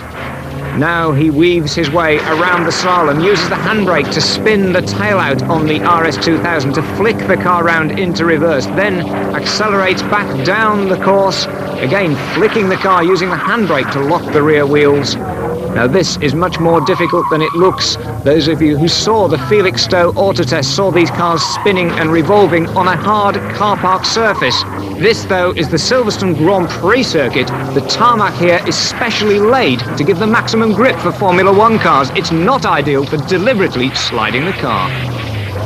A victim of that, Andy Goff, the Liverpool driver, has difficulty getting enough momentum to throw the car into a slide. Subsequently, the extra grip of that tarmac proved too much for a drive shaft. With a broken transmission, it was back on the trailer and back on the road to Liverpool. Autotest and Andy Goff definitely don't mix. The offending drive shaft in his hand, he prepares for his return journey as Tony Dron looks at the instruments, memorises the route and prepares for his start. Off down the left side of the course, weaving through the slalom, then on with the handbrake to spin the car round at the end. A little bit too much opposite lock, that will have lost him time. Now spins the car through 90 degrees into reverse gear, shunts the car back round. Again, spinning the car with tyre smoke there around the bollard, running a little bit wide. Again, that will lose Dron a fraction of a second. Don't forget, he's second in the championship. Just a handful of points separate him from Ian Gwynn. And the success in this Autotest could move Tony Dron into the championship lead. Maximum revs, again a little late on the handbrake, but the car spins perfectly. Tony Dron exhibiting his car control as he slides to a halt on the finish line. Meanwhile, Officer Crabtree from Allo Allo is lending a little bit of assistance. Well, it says Tony Dickinson on the door. It's actually Simon Smith from Norwich, representing Sandycliff Motor Group, as he throws the car around. Notice also on the steering wheel of the RS2000, he's got a special little tiller knob that lets him wind the steering on and off even faster. It's known in the trade as a twirly. Obviously, this man has done the auto-testing game before. Flicks the car round, misses the gear though, that will have lost him time, so Simon Smith maybe loses a little bit of time there, but watch how accurately he throws the car around those bollards. Very much a test of both speed and accuracy and driver discipline as he spins the car round the final 360 degree and across the finish line. Having to stop astride the finish line, the front wheels on one side of the line, the rear wheels on the other. If you run too far, or more to the point, if you clip a bollard, that's an instant 10-second penalty. Now Carl Hopkins, he was a discovery of the Felixstowe Autotest. He's proved quick on the racetracks, he's proved aggressive on the rally stages, and the driving style at Felixstowe certainly suited the Autotest. Now again among the bollards, smooth, very, very nice through the bollards, sliding the car absolutely perfectly, stopping astride accurately again, stopping astride that white line chalked onto the Silverstone tarmac. It's difficult to believe that is the same piece of track that Nigel Mansell was using just 3 weeks earlier. Spinning the car absolutely inch perfect. This man is developing to become a major Autotest star as well as a front runner in the RS2000 Championship. Keeps the power on. A superb drive to cross the finish line. Now Simon Goodliffe, another of the front runners in the championship, currently dicing with Carl Hopkins for third place in the series. But problems. Goodliffe now had all sorts of disasters in the first Autotest of the year at Felixstowe. The car broke its transmission. Goodliffe struggling again with the gear change, struggling also on the 360-degree spins there. The car lurching to a standstill, losing momentum again. Not enough commitment. He had to reselect the gear, go across the line. Simon Goodliffe is definitely in trouble. Well, there are just some drivers who don't seem to mix with auto-testing. This time he gets it a lot better around that bollard. You've got to have the commitment to throw the car, but now he's got lost, forgetting the direction of the route. That loses him even more time. If he takes a wrong direction, he moves to last in the field. Final spin around the bollards. He's there on the finish line, but he'll be very unhappy with himself. Now Trevor Smith, the former British Autotest champion, he has memorised the route. You see him tracing it with his finger. Now he waits for the start marshal. This is likely to be the demonstration drive, and very quickly off the line indeed. He faces a real challenge from Simon Bradley, so he has to let the car really go this time, and Trevor Smith throws the car around the bollards, spins the car round.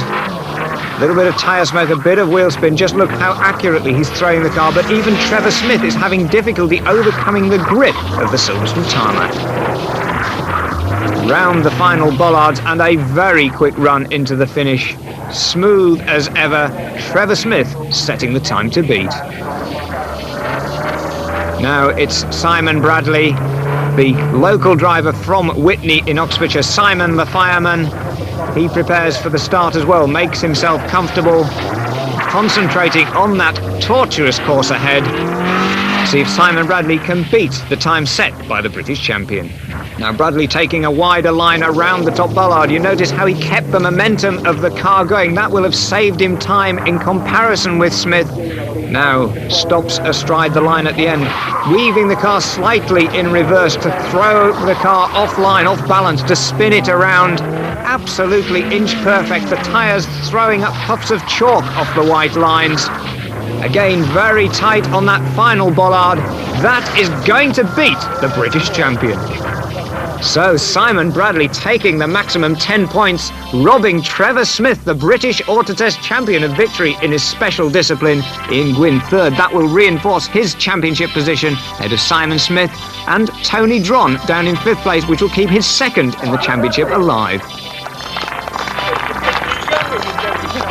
Autotest organiser Dave Lucas hands over the laurels of victory, and Simon Bradley is obviously absolutely delighted to be receiving the trophies and the champagne.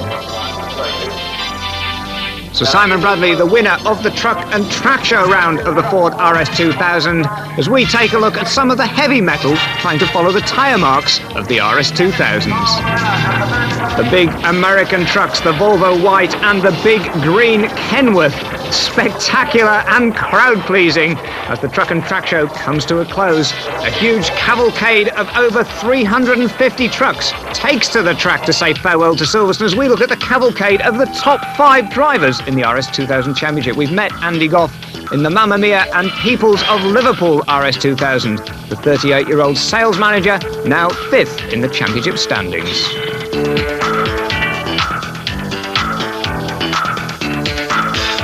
Ahead of Goff, though, in the championship, it's the 23-year-old driver Carl Hopkins from Sutton Cheney in Warwickshire. He restores classic cars for a living and sponsored by Central Motors of Leicester. First raced in 1990, former production soon car driver, and won the Peter Collins Memorial Trophy for Best Up-and-Coming Driver in 1990. But third in the championship and ahead of Hopkins, it's Simon Goodliffe, the 25-year-old from Littleborough in Lancashire. Former St Helens Ford XR3i champion and the winner of Ford Audio Fiesta XR2i championship rounds, he's now supported by Rates of Greys in Essex.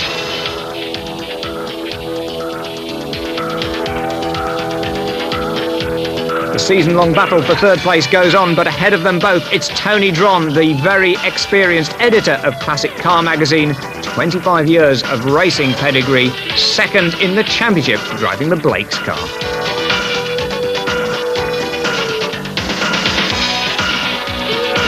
But look out for a late season charge from Dron as he attempts to wrest the lead from this man, Ian Gwynn, the man from Banbury in Oxfordshire, the motor trader and hopefully turned professional rally driver.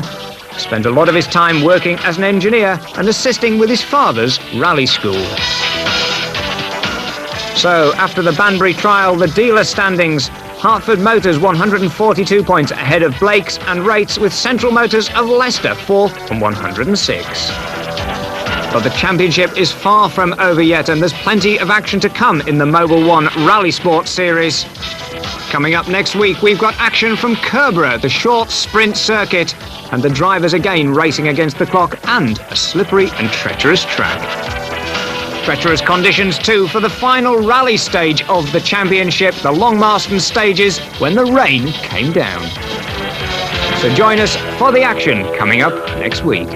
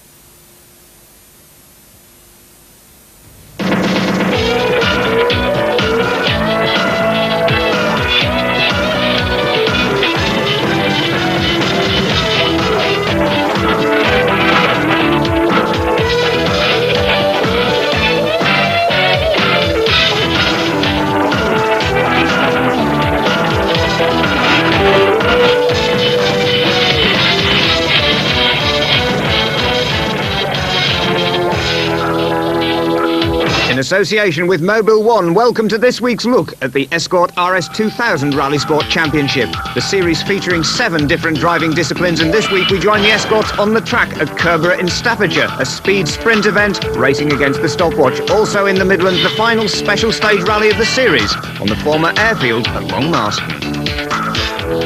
But first, it's the Kerborough for spectacular action on the short, tricky sprint circuit. The fastest driver over the half-mile course gets maximum points. Every 100th of a second counts, and the drivers have to attack from the word go.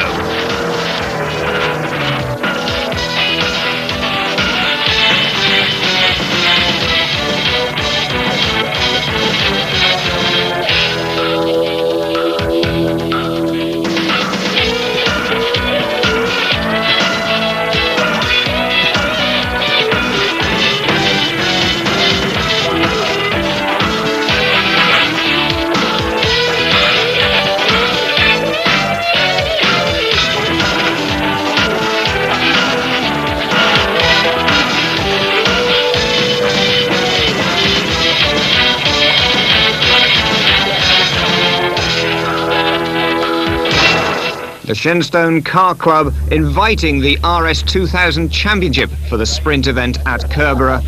The final preparations are made, the final scrutineering, checking the safety and the eligibility of the cars. Don't forget, these cars all identical, equally matched Ford Escort RS2000 saloons.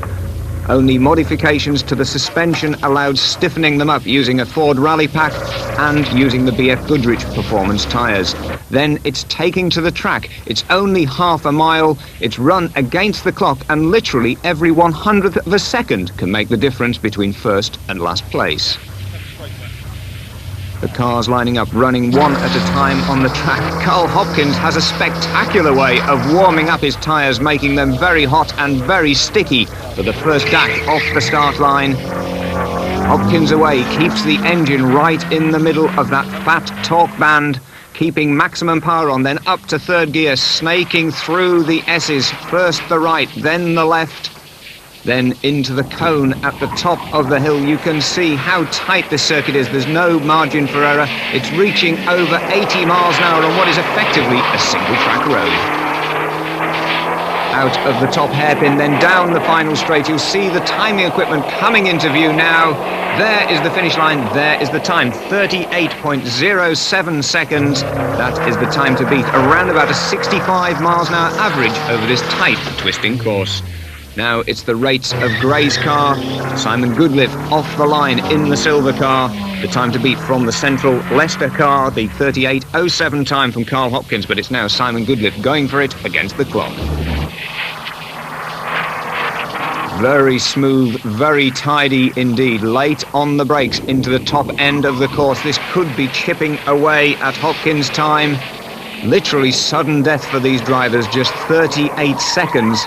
And bear in mind, those fractions of a second could make all the difference to the championship positions. Hopkins and Goodliff still dicing for third and fourth in the championship, and it's Goodliff coming up to break the timing beam. 38.08 seconds, 1/100th of a second slower than Hopkins.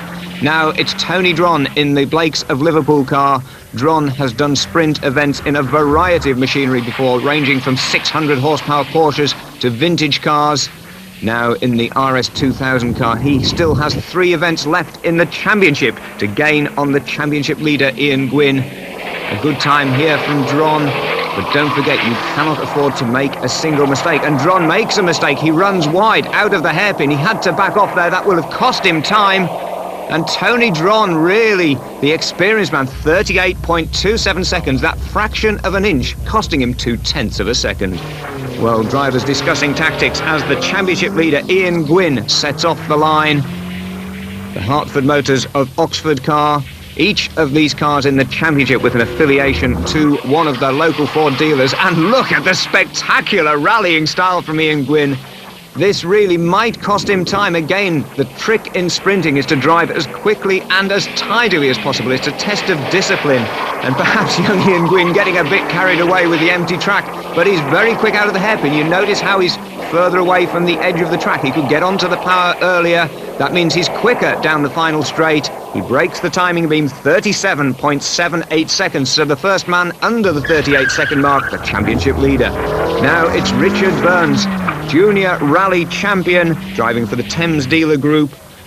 And Richard Burns, first time he's driven one of these RS2000 in anger. Don't forget, basically a production car. And a big slide there for Richard Burns. Takes to the grass, cuts off one part of the S's, 2 wheels over the curbs. Very spectacular, but that will not do his time any good.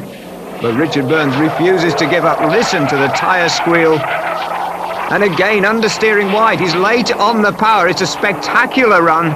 Certainly very quick in the early stages, but throwing it all the way in the later stages. But look at the time, 37.82 seconds. Just 4/100th of a second slower than Ian Gwynn, so he really was flying in those early stages. Now on the start line, another new face, Brian Farminer in the Hendy of Southampton car. Farminer, an expert at racing the XR3Is and the Fiesta XR2Is in the past. He's also been a very quick man in rallycross. He's also driven Sierra Cosworths in Group N saloon car racing. So he is obviously a dab hand at the tarmac game. But missing a gear change there, loses a bit of time, but he's still going very quickly indeed. And again, the line perfect out of the hairpin. The car on maximum revs just at the right point. Look at the speed down the straight. He's visibly quicker than some of the others. He breaks the timing beam, 37.71 seconds. The fastest time of the day for the Ford Escort RS2000s. But second on the overall reckoning, Ian Gwynn still going to lead the championship. Well, Richard Burns having a photograph taken for the family album, obviously thoroughly enjoying his drive in the RS2000s. The car's now being loaded up to head across to Long Marston for the next stage of the championship. But let's have a look at those final results. Brian Farminer, the quickest man on the day at Kerbera, ahead of Ian Gwynn. Then Richard Burns, despite that grassy moment, still third fastest, ahead of the flying, tyre-smoking Carl Hopkins. So now the action moving back onto the rally stages, a single venue event at Long Marston. Join us for the action coming up after the break.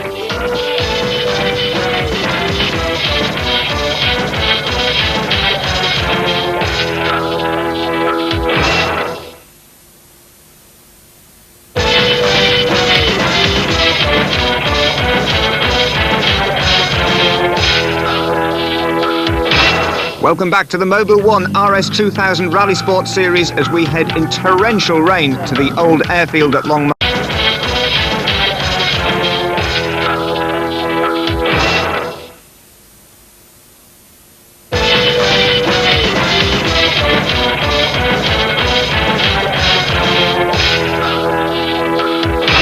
Welcome back to the Mobil 1 RS2000 Rally Sports Series as we head in torrential rain to the old airfield at Long Marston for a single venue special stage rally.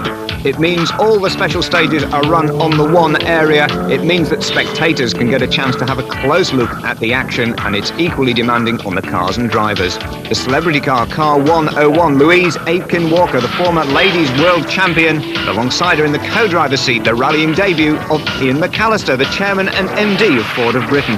But waiting at the start line very impatiently, Tony Dron. His car has failed to arrive. The service crew have got lost on the way to Long Marston, and the rally starts without him. Well, a bitter blow for Tony Dron. He could have taken over the championship lead on this event, and as the cars arrive back, we ask Ian Gwynn what he thinks of taking the championship this way. You can't help but feel really, really sorry for Tony. He's been a tremendous competitor during the year. I mean, I don't really know why it happened, to be quite honest. I feel very sorry for Tony. I can understand how he feels, especially Tony, who's such a committed driver. It must be absolutely devastating for him. Yeah, I think he's very bad on his feet. I hope he discussed his car with him. But he still likes taking the championship, but whether or not he'll want to drive again, I don't know. Well, Dron out of the championship, but taking to the special stage the Thames Ford car driven by Mark Higgins, another of the rising stars of British rallying. Now these stages allow us the unique chance to watch one special stage from the very start to the very finish. Out along one of the former runways of Long Marston Airfield, past the Aircraft Museum, and splashing through the puddles, Mark Higgins heads off onto the top end of the stage. Marked out with tyres on the tarmac, but that tarmac is very rough indeed. It's got a layer of gravel, and on top of the gravel, a very deep layer of water. And you also have to watch out for the big potholes. Handbrake turning through one of the 90-degree corners as they head from the perimeter track back onto another of the runways. Again accelerating up to maximum speed, then it's a left and a right through the tyres, a chicane, then up to a hairpin at the top, and it's round with a right lock and on with the handbrake.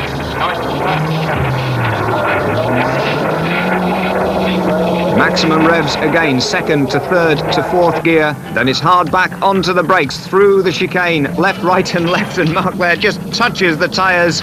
Accuracy absolutely vital. It doesn't look like it on this rally stage, but they're now driving down what is normally the drag racing strip. A quick left turn, then a sharp right again on a very gritty and gravelly surface. Mark Higgins giving an ideal demonstration of just how much concentration is required on very slippery conditions as they again take to the perimeter track of the former airfield. Maximum speed, letting the RS2000 have its head, then back in among the tyres. Weaving their way around, back on with a handbrake, twisting the car around. A missed gear there for Mark.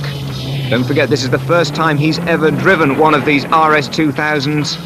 Now rejoining the course that he's already driven on a first lap of the Long Marston circuit. So now entering the second loop, past the arrow which indicates that the stage goes straight on for him this time. Now look out for the next arrow indicating to the co-driver, the left-hander coming up. There it goes, there goes the brakes over that big pothole. Handbrake turn again, back onto the power, second gear, third gear, onto the runway, round through the chicane, through the tyres, accelerating out past the grandstand again, onto the former drag strip. Then it's through the final left-hander, the car on full lock at maximum speed. You can see him controlling the power, feeding the power in. There is the yellow board that says that is the stage finish. Through the final chicane, clips the tyres again, giving the marshals some work to do, and across the flying finish line of the special stage into the final control. And that is just one of several special stages as the marshals worked hard in atrocious weather conditions to realign the course. Next off, it's Carl Hopkins, the Central Motors of Leicester car, fourth in the championship. And don't forget, these cars are basically standard RS2000 Escorts, just slightly stiffer springs, slightly more absorbent shock absorbers, and of course the BF Goodrich performance tyres, and they're using those on the racetrack, on the rally stages, on the auto tests, and even in the production car trials. It is now Carl Hopkins with the time to beat from the professional rally driver Mark Higgins. Through there again, the orange arrows indicating to the co-driver which way the corners go. It's all right when you've got some of the tyres and some of the walls alongside of you, but sometimes out on the back of the airfield with these piles of tyres, it's very difficult to work out which way to go.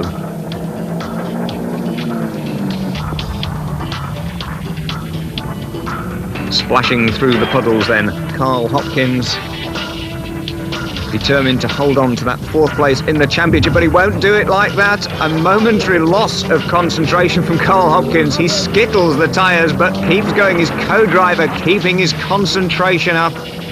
Many of these drivers choosing very experienced rally co-drivers, many of these drivers not having done much rallying before, some of them coming from a track racing background.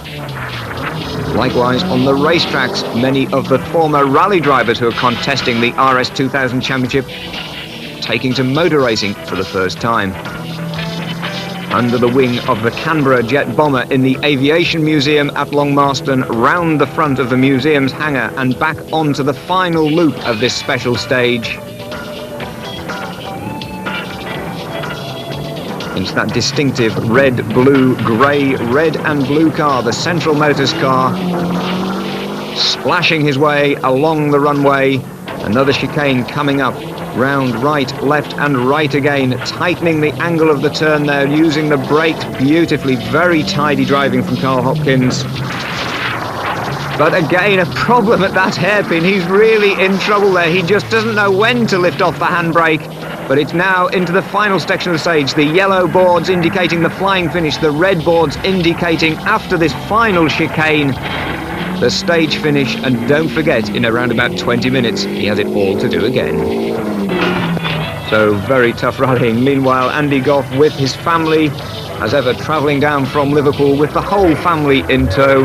And now Andy Goff taking to the rally special stage. Andy Goff from a rallying background. Both he and his father before him rallied the original Escort RS2000s, the rear-wheel drive car, now the powerful fuel-injected 2-litre front-wheel drive car, the RS2000 in its latest form, and Andy Goff thoroughly enjoying his championship.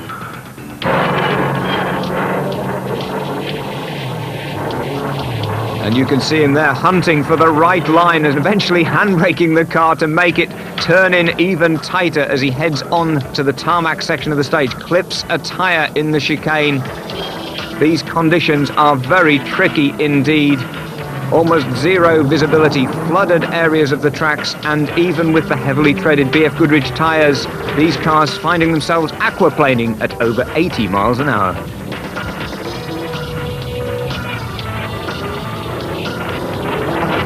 Bear in mind, these are basically standard motor cars, and Andy Goff absolutely beautifully setting the car up for the corner there. Balancing the braking against the power to throw the tail out. This is a fine exhibition of car control in weather conditions which would keep you down to 50 miles an hour or perhaps less on a motorway. These drivers are driving on a bumpy, bouncy, single-track, tyre-marked route at speeds of over 80 miles an hour in that torrential rain.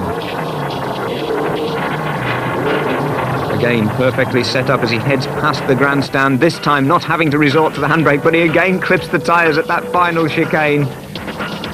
Now it's maximum speed, holding the car wide for that very tight left-hander coming up.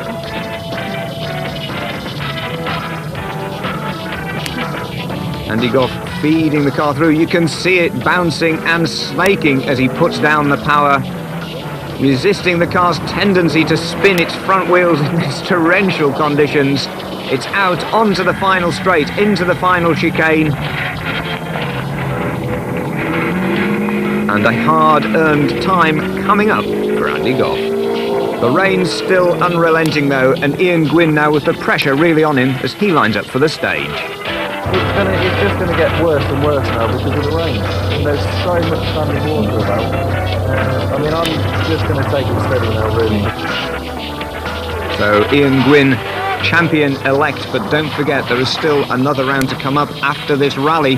That is the race at Alton Park in Cheshire. So Gwynn, it's not all over yet for him, but with Tony Dron not being able to start this event, that really does cement his position at the head of the table in the Hartford Motors car from Oxford.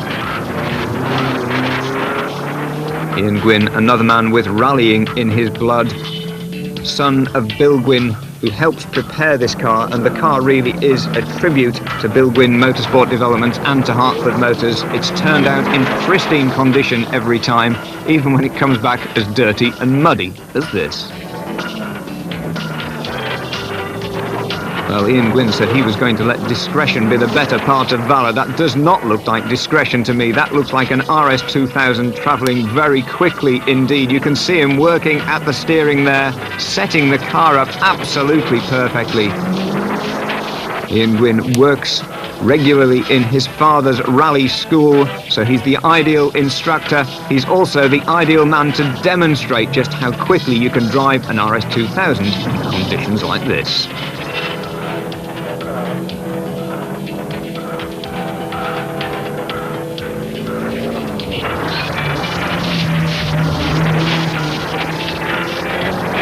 A superb exhibition of car control using the full width of the track. Driving absolutely perfectly, not a mistake so far for Ian Gwynn. But in these tricky conditions, you can never make predictions.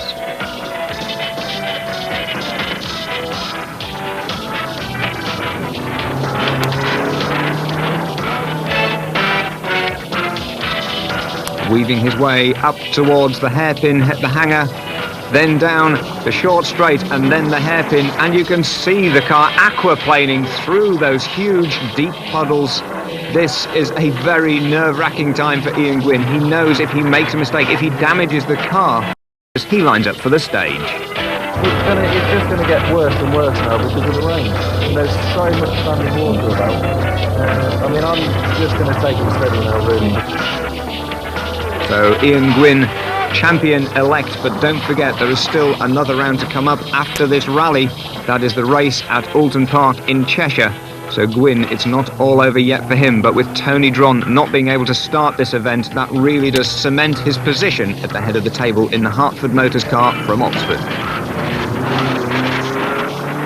Ian Gwynn, another man with rallying in his blood, son of Bill Gwynn, who helped prepare this car, and the car really is a tribute to Bill Gwynn Motorsport Development and to Hartford Motors. It's turned out in pristine condition every time, even when it comes back as dirty and muddy as this. Well, Ian Gwynn said he was going to let discretion be the better part of valour. That does not look like discretion to me. That looks like an RS2000 travelling very quickly indeed. You can see him working at the steering there, setting the car up absolutely perfectly. Ian Gwynn works regularly in his father's rally school, so he's the ideal instructor. He's also the ideal man to demonstrate just how quickly you can drive an RS2000 in conditions like this.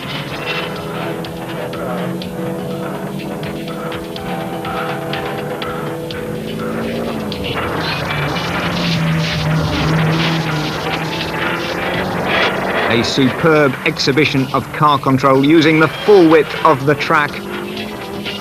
Driving absolutely perfectly, not a mistake so far for Ian Gwynn. But in these tricky conditions, you can never make predictions.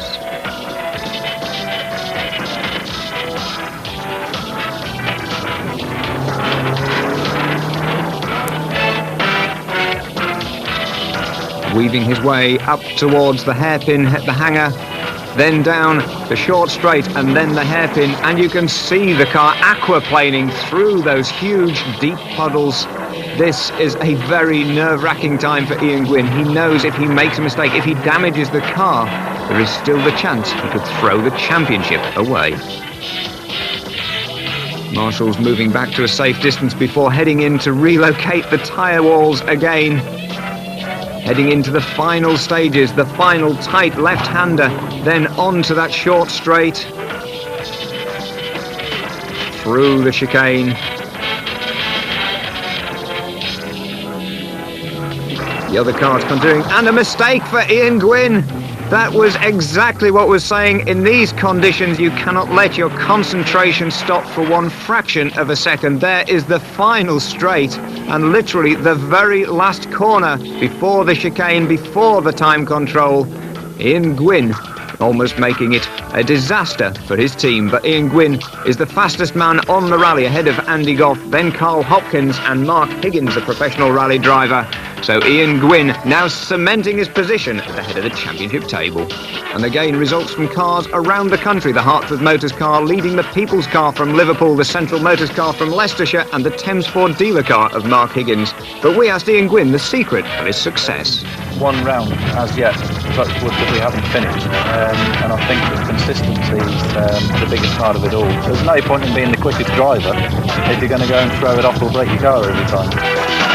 Well, the Oxfordshire driver there, the secret of his results: 4th, 2nd, 2nd, 5th, 3rd, 2nd, 4th, 3rd. 3rd at the Silverstone Auto Test, 5th in the Aintree Sprint, the winner of the Banbury Trial. Kerbera 2nd, Lichfield 4th, and the Long Marston Rally 1st. That gives him 188 championship points and 1st place. But the first man to pay tribute to Tony Dron was Ian Gwynn. It was a good battle with Tony today. I mean, you know, he's not here, and Carl and Simon and Andy have been giving me a hard time anyway. But it would have been nice if Tony was here. I'd say again, I really did feel sorry for him. Well, Dron dramatically forced out of the event, but still 2nd in the championship, as returning to the final control, Louise Aitken-Walker and a novice co-driver, Ford Managing Director and Chairman Ian McAllister. As you know, with the RS, we've developed a separate franchise for motorsport, so I thought after Louise said, would I like to have a ride with her, I thought I'd take up that challenge. It's been a very exciting day so far. But now the excitement building for the drivers as they face the final round of the championship, the final race around Coulton Park. I'm going there to win that one and nothing else. I did spend 2 years of my racing career racing only at Alton Park, so I expect to do well there. We should give it a best shot at Alton Park.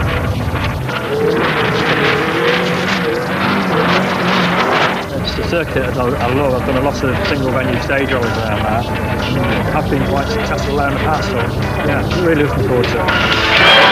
Well, just to recap, the dealer standings after the Long Marston Rally: Hartford Motors from Oxfordshire on 188 points. Then it's the Blake car from Liverpool of Tony Dron, still on 146 points. Central Motors from Leicester on 143. And Rates from Grays in Essex on 137 points, completing the top 4 places for the car dealers. And don't forget, each of the cars in the championship has an affiliation to one of the Ford Rally Sport dealers. The Thames Ford dealer group, People from Liverpool and Hendy from Southampton complete that top 7. But now all thoughts turn to that final round of the championship coming up next week, the final race from Alton Park.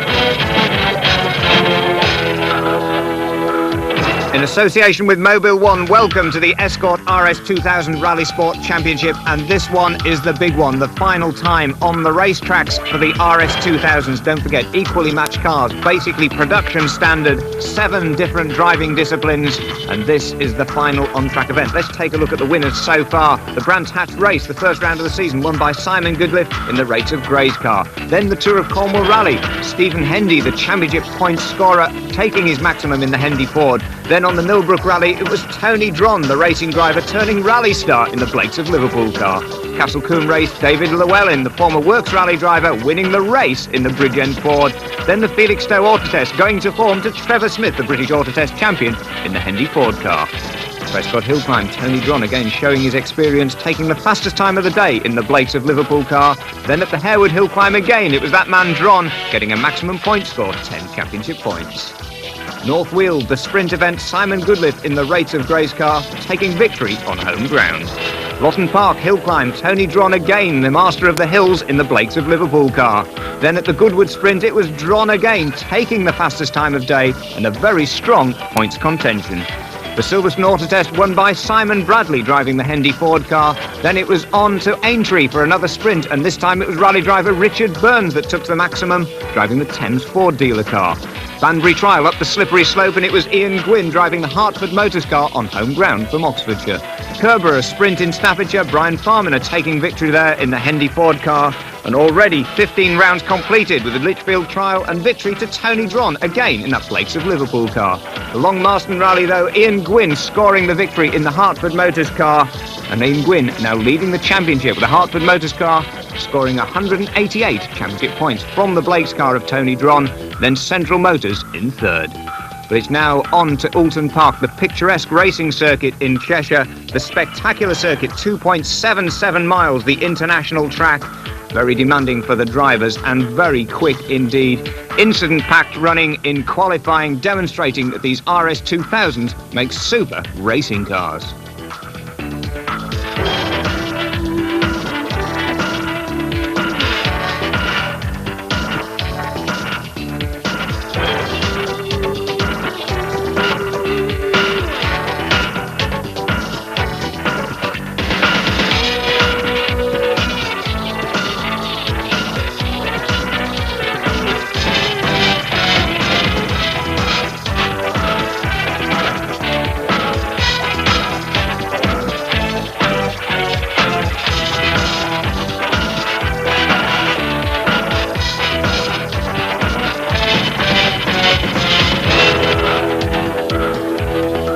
Off the racetrack and through the final scrutineering checks, ensuring the eligibility of the cars after the qualifying session.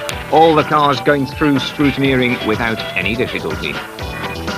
Checks both for safety and to ensure the cars remain as standard as the specification sheet says. And Ian Gwynn out of the scrutineering bay, now with the championship title ahead of him. But also ahead of Ian Gwynn, the chance to demonstrate to us a lap of the Oulton Park circuit across the start-finish line. You can see the blue cursor on the map as we head into the first corner. That's Old Hall. Third gear, around about 75, 80 miles an hour, accelerating up past 100 as you head down the avenue.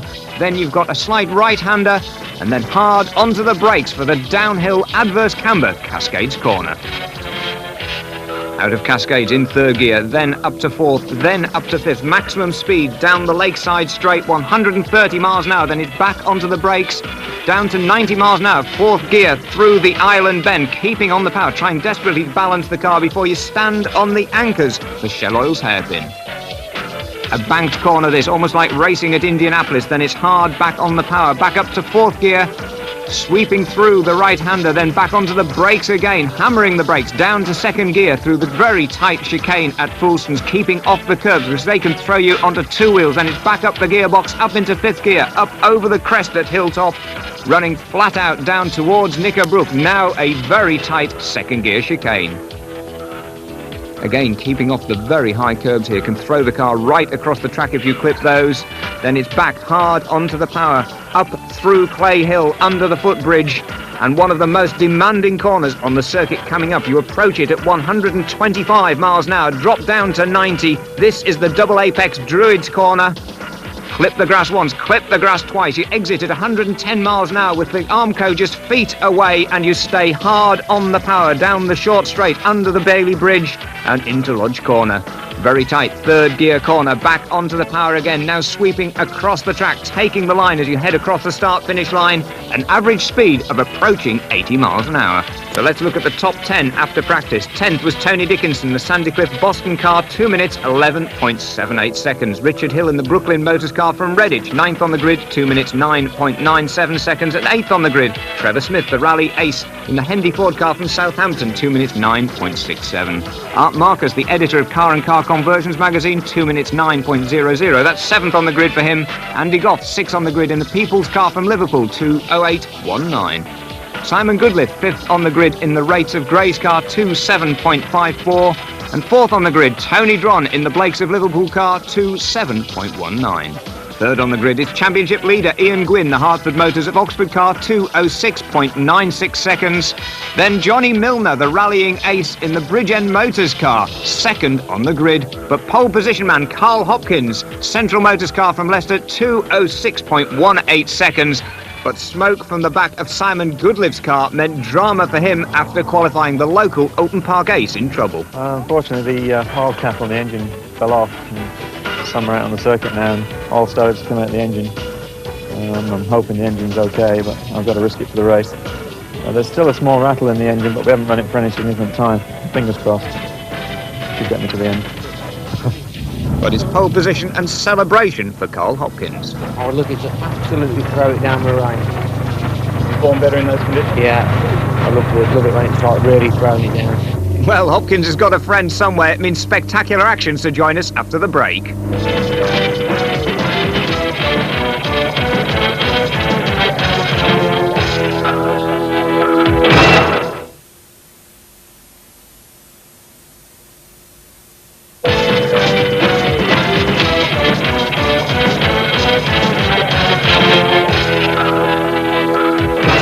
Welcome back to the Mobil 1 Rally Sports Series, and we ride with Ian Gwynn off the start line for the final track event of the 1992 championship. Gwynn, the championship leader, but it's Johnny Milner, the rallycross driver turned rallying ace, who leads in the Bridge End Ford. Side by side through Old Hall Corner, Milner takes the lead, then it's Gwynn, then Carl Hopkins in third place, ahead of the experienced Tony Dron. And a big twitch from Johnny Milner's car as he enters Cascades Corner, fighting with the opposite lock. Very spectacular, superb car control from Johnny Milner, but he really is driving way beyond the limit of that standard RS2000 in these tricky track conditions. Very slippery and very wet. That could be his downfall. Milner, look at his brake lights glowing all the way through the corner. What Milner's doing there is left foot braking, rally style through the hairpin to keep the tail of the car sliding as they accelerate out towards Foulston's Corner. The brake lights again come on Milner's car.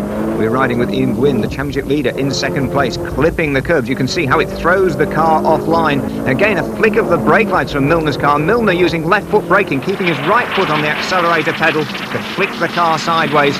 There, a big battle going on though, moving up to second place ahead of Gwynn. It's Carl Hopkins, so Hopkins really flying. Tony Dron now challenging Gwynn as well. Then it's Andy Goff behind Simon Goodliffe as they head out of the Knickerbrook chicane, up Clay Hill, under the bridge, now one of the most demanding parts of the course, past the water tower and into Druids Corner, 100 miles an hour, even in these very slippery conditions. There, the Central Motors of Leicester car in hot pursuit of the leader, and it's still Johnny Milner who is leading from Carl Hopkins.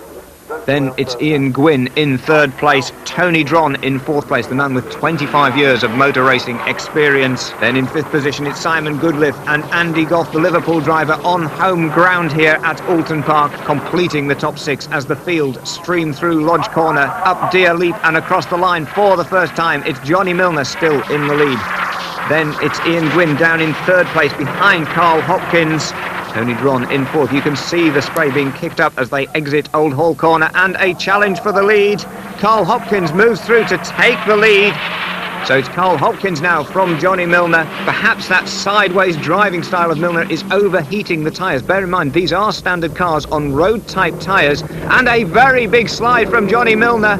Tony Dron moves through and contact. The window breaks on the side of Dron's car. Milner gets it back together. Well, superb car control from Johnny Milner. He really is driving right on the raggy edge. But a beautifully judged drive from Carl Hopkins takes him into the lead.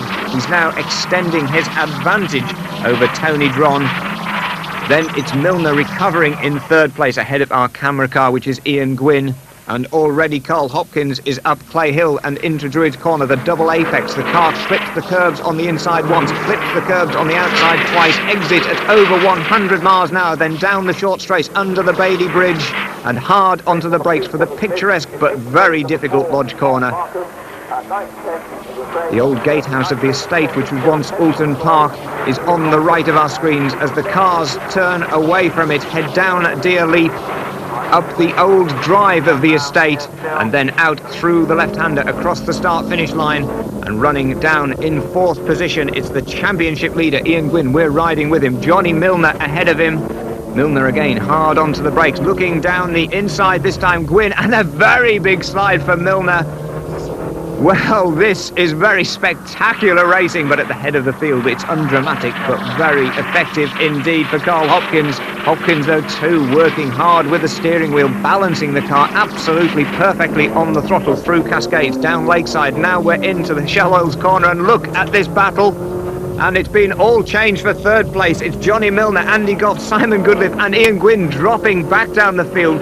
And more contact. Milner charging very hard. Now, Johnny Milner raced in rallycross, where there is quite a bit of contact between cars. And certainly, I don't think the RS2000 Championship drivers have been used to seeing quite such close proximity of racing so far this season. But at the head of the field, there's no close proximity for Carl Hopkins. Tony Dron still in second place. He's trying to chip away at that lead, but Hopkins driving absolutely perfectly in the Central Motors of Leicester car. He exits Druids, makes the run down to Lodge Corner, under the Bailey Bridge, hard onto the brakes, down the gearbox, 5th to 4th to 3rd gear, then turn in very smoothly on that very slippery track surface. The heavy rain drying out, but there is still a lot of water in that tarmac as the cars cross the start-finish line. We're riding with Ian Gwynn as they come up to cross the start-finish line. Gwynn now down in 6th position. It's Hopkins and Dron, Goodliffe and Milner, then Andy Goff ahead of him. They're crossing the line, heading into Old Hall Corner. You can see the tarmac is still very slippery indeed. It's Hopkins from Dron. Tony Dron with no glass in the driver's side door and a big slide at Old Hall. That's Ian Gwynn in our car trying to take advantage, trying to get down the inside of Goff, but he's into the tyre wall. And you can see there quite heavy damage to the RS2000, so the championship leader out of the race. Well, what a dramatic turn to the final track event of the RS2000 Championship. This is the 17th round of the series. Ian Gwynn has kept that car in perfect condition for 16 of them, but this one is the one where his luck ran out. So Simon Goodliffe now running in 3rd place behind Hopkins and Dron. There is Tony Dron, the experienced former touring car racer. He's also driven Formula One cars as editor of Classic Car magazine. A very experienced racer, now using all his expertise to try and chip away at the lead of that man. That's Carl Hopkins heading the field at the moment. Then it's Tony Dron in the red Blakes of Liverpool car, heading out of Druids Corner again on that short straight down to Lodge, trying desperately to close in on the car ahead of him. Then in 3rd place it's Simon Goodliffe in the silver car. Then it's Johnny Milner still fighting hard to stay ahead of Andy Goff. There you can see the damage to the side of Tony Dron's car as he heads across the start-finish line. It's certainly not affecting the performance of the car. Don't forget side intrusion bars mounted in those doors, so the car keeping its shape perfectly, but it's the Central Motors of Leicester car in perfect shape at the head of the field. Out of Old Hall Corner, down the avenue. Don't forget, even in these very treacherous track conditions, the cars are approaching 80 miles an hour through all the twists, turns and undulations of Alton Park. There in 3rd place, that's Simon Goodliffe in the rates of Gray's car. The local driver won the XR3i Championship here for 2 successive years at Alton Park, now driving the rates of Gray's from Essex, silver Ford Escort RS2000. Fine 3rd place. Now don't forget, he had a little bit of a worry. The car lost its oil filler cap in qualifying and ran with no oil in, but it seemed that the engine is working just fine. Johnny Milner still in 4th place in the red and yellow car. He's the invited driver for the Bridgend Ford team, and then behind him it's the Peoples of Liverpool car, the all-red car of Andy Goff. But still charging very hard indeed, all the front-running competitors. Here we see Simon Goodliffe still holding on to that 3rd place. The battle behind him now for 4th position, though, between Milner and Goff. But Simon Goodliffe taking a perfect line through Druids Corner, one of the most intimidating corners of the track. You exit at over 100 miles an hour with that Armco barrier just 4 feet away on the left-hand side of your car. Then you have to stay as close to the Armco as possible as you stand on the brakes for Lodge Corner, the car twisting and weaving over the bumps and then threatening to spin its wheel as it goes light over the Deer's Leap. There's the battle for 4th place. It's Johnny Milner still from Andy Goff. Johnny Milner, the Humberside-based rally driver, former British rallycross champion, and right on his tail, Andy Goff, the Liverpool-based RS2000 racer, former rally driver, had only ever driven Alton Park before this day in the opposite direction when it's used as rally stages. Car number 9, Tony Dron. He is a veteran of many races here at Alton Park. He's raced here in Formula 3 cars. He raced here as a works driver in the Triumph Dolomite team in the 1970s in the British Saloon Car Championship. now at the wheel of one of the latest Escort RS2000s. The editor of Classic Car magazines is determined to gain that lead. He's in second place at the moment. He's 5 seconds behind this man. That's Carl Hopkins. There is the gap. There is Tony Dron, and both of those cars now extending a comfortable margin over the third place car. That's Simon Goodliffe. There he is now. Now we wait for the fourth place car. That was the battle between Johnny Milner and Andy Goff, and Andy Goff appears on his own. Where is Johnny Milner? He was in fourth place. He's at least down to fifth, lifting a wheel through the Knickerbrook chicane. There is Johnny Milner. He's closing up fast. He's obviously made a mistake down at Fulston's chicane. That's robbed him of that fourth position. So it's Carl Hopkins still in the lead. Then Tony Dron. Then that long gap before we see Simon Goodliffe coming up over Clay Hill and into Druids Corner. There is Goodliffe. Watch again the double apex right-hander. You clip the curb on the inside, then you move to the outside, clip the curb again, running two wheels across the curb. He really is trying hard. A squeal of tyres on the exit of the corner. That, I think, was from Andy Goff's car. He really is driving right at 100% to hold off Johnny Milner, and Milner literally pushing him through the Deer's Leap. This is going right down to the wire. Johnny Milner, one of the most determined drivers in the field. Across the start-finish line for the race leader, Carl Hopkins, in the Central Motors RS2000. Now, don't forget, these cars are basically standard road cars. They have slightly stiffer springs in the Ford Rallye pack. They're on road-type BF Goodrich tyres. They have the standard brakes on these cars, and Milner really is driving the wheels off the Bridgend Ford car. But it's the Central Motors car at the head of the field. These drivers are driving what are basically standard motor cars, way beyond where you would normally take them on the public road. Carl Hopkins hanging the tail out as he heads down the Lakeside Straight. Already out through the Shallows Corner, over Hilltop, hard onto the brakes for the Knickerbrook chicane. This new chicane added for the 1992 season to slow the speeds down for the former flat-out Knickerbrook Corner. There, Tony Dron chipping away at that lead still. He's closing up gradually on Carl Hopkins' car. The question is, are there enough laps left for Dron to make a challenge? The battered Blake's car heads on in his pursuit of the race leader. And you can see now, definitely there is less space behind Hopkins than there was. Tony Dron is closing up all the time as they take Lodge Corner, drop down, then up Deer's Leap. The car goes light just there as you head across the start-finish line. It teeters on the edge of Adhesion towards the Armco barrier, protecting the pits. There is the battle still for fourth place. It's the people's car of Andy Goff, the Liverpool-based driver, heading Johnny Milner in the Bridgend Ford car. The rally driver beating the established rally star at the moment for that fourth place position, but at the head of them all, it's Carl Hopkins. This will help his championship aspirations. He may well be set to take over third place in the championship if he holds this result together. There's third place Simon Goodliffe, then in fourth place Andy Goff on home ground, then Johnny Milner. He really is pushing that car very hard. Understeer that time, the front wheel's sliding before the rear.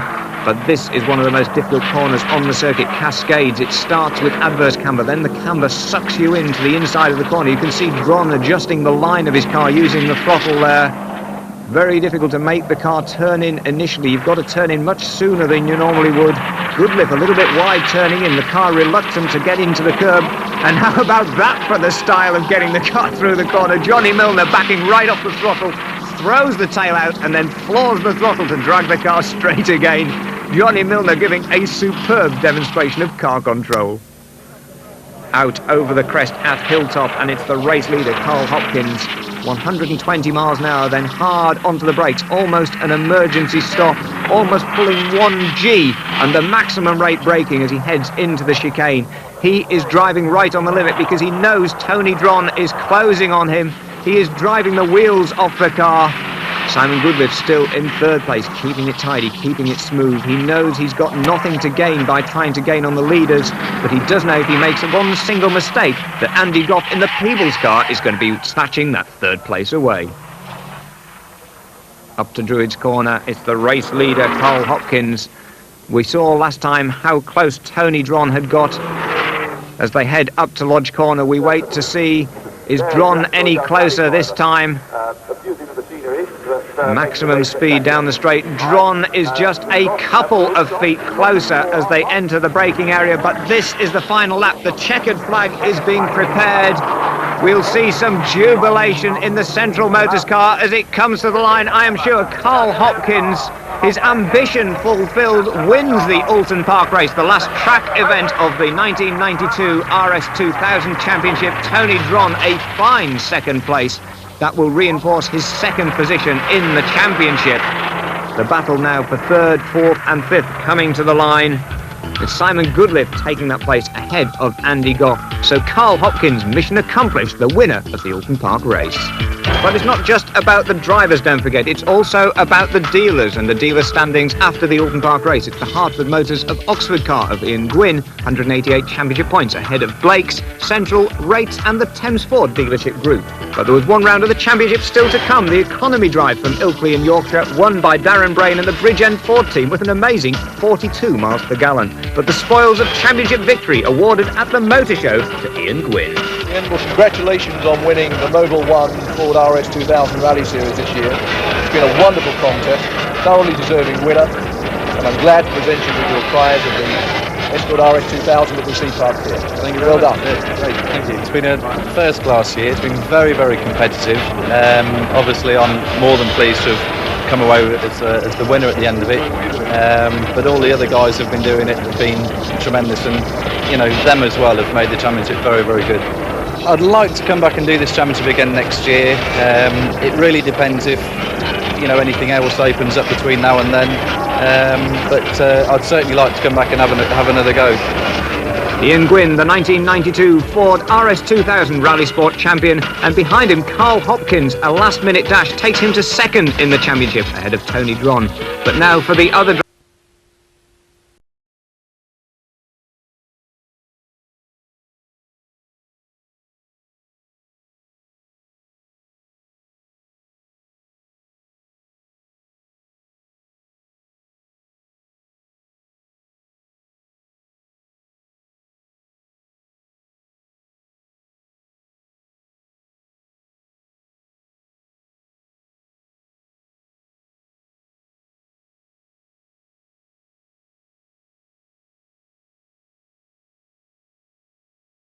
Recently lost a tooth. Please say hello to Emily Rummy. And our last contestant is looking forward to her trip to Disneyland. Please say hello to Sarah Downs. They are sensational. They're gorgeous. Right, Greg, our first single tonight is... Hey, Todd. Good. That's that boy. You got a girlfriend? Nah. You want a girlfriend? No. Take a seat, please, Todd, and good luck to you tonight, and I wish you all the very best. Please ask your first question now, Todd. Number one, I hate mashed potatoes. What food do you hate that your parents made?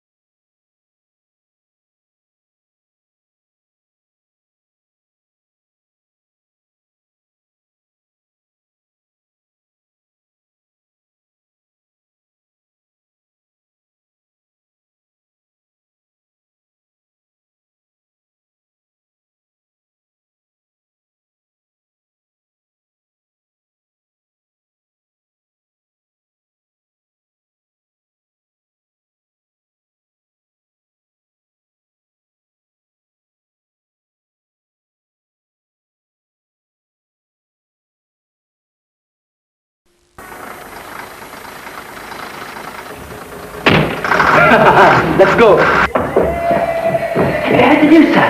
They've done it, Mr. Pitcher. All the men in yellow for you, sir. They've done it. Done what, kids? The job, sir.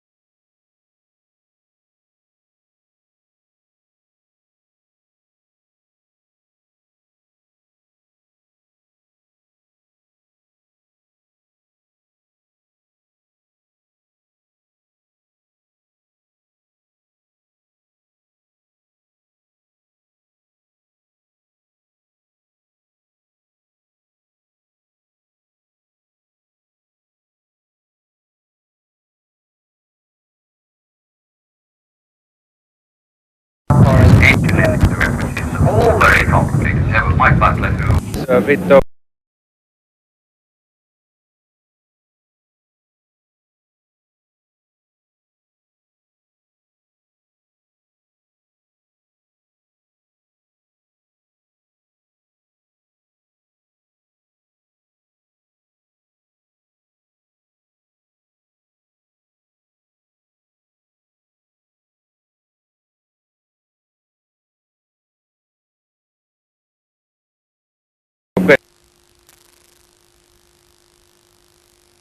Feeling his way round in a car which is completely different to the Delta he was used to, and almost at once ran wider than anyone else on this corner, and an over-enthusiastic photographer paid the price of standing too close to rally cars travelling at speed on a surface over which they are basically out of control. Didier Auriol won only once last year, but was optimistic that the new car would bring him better luck in '92, and by SS5 he'd sneaked into the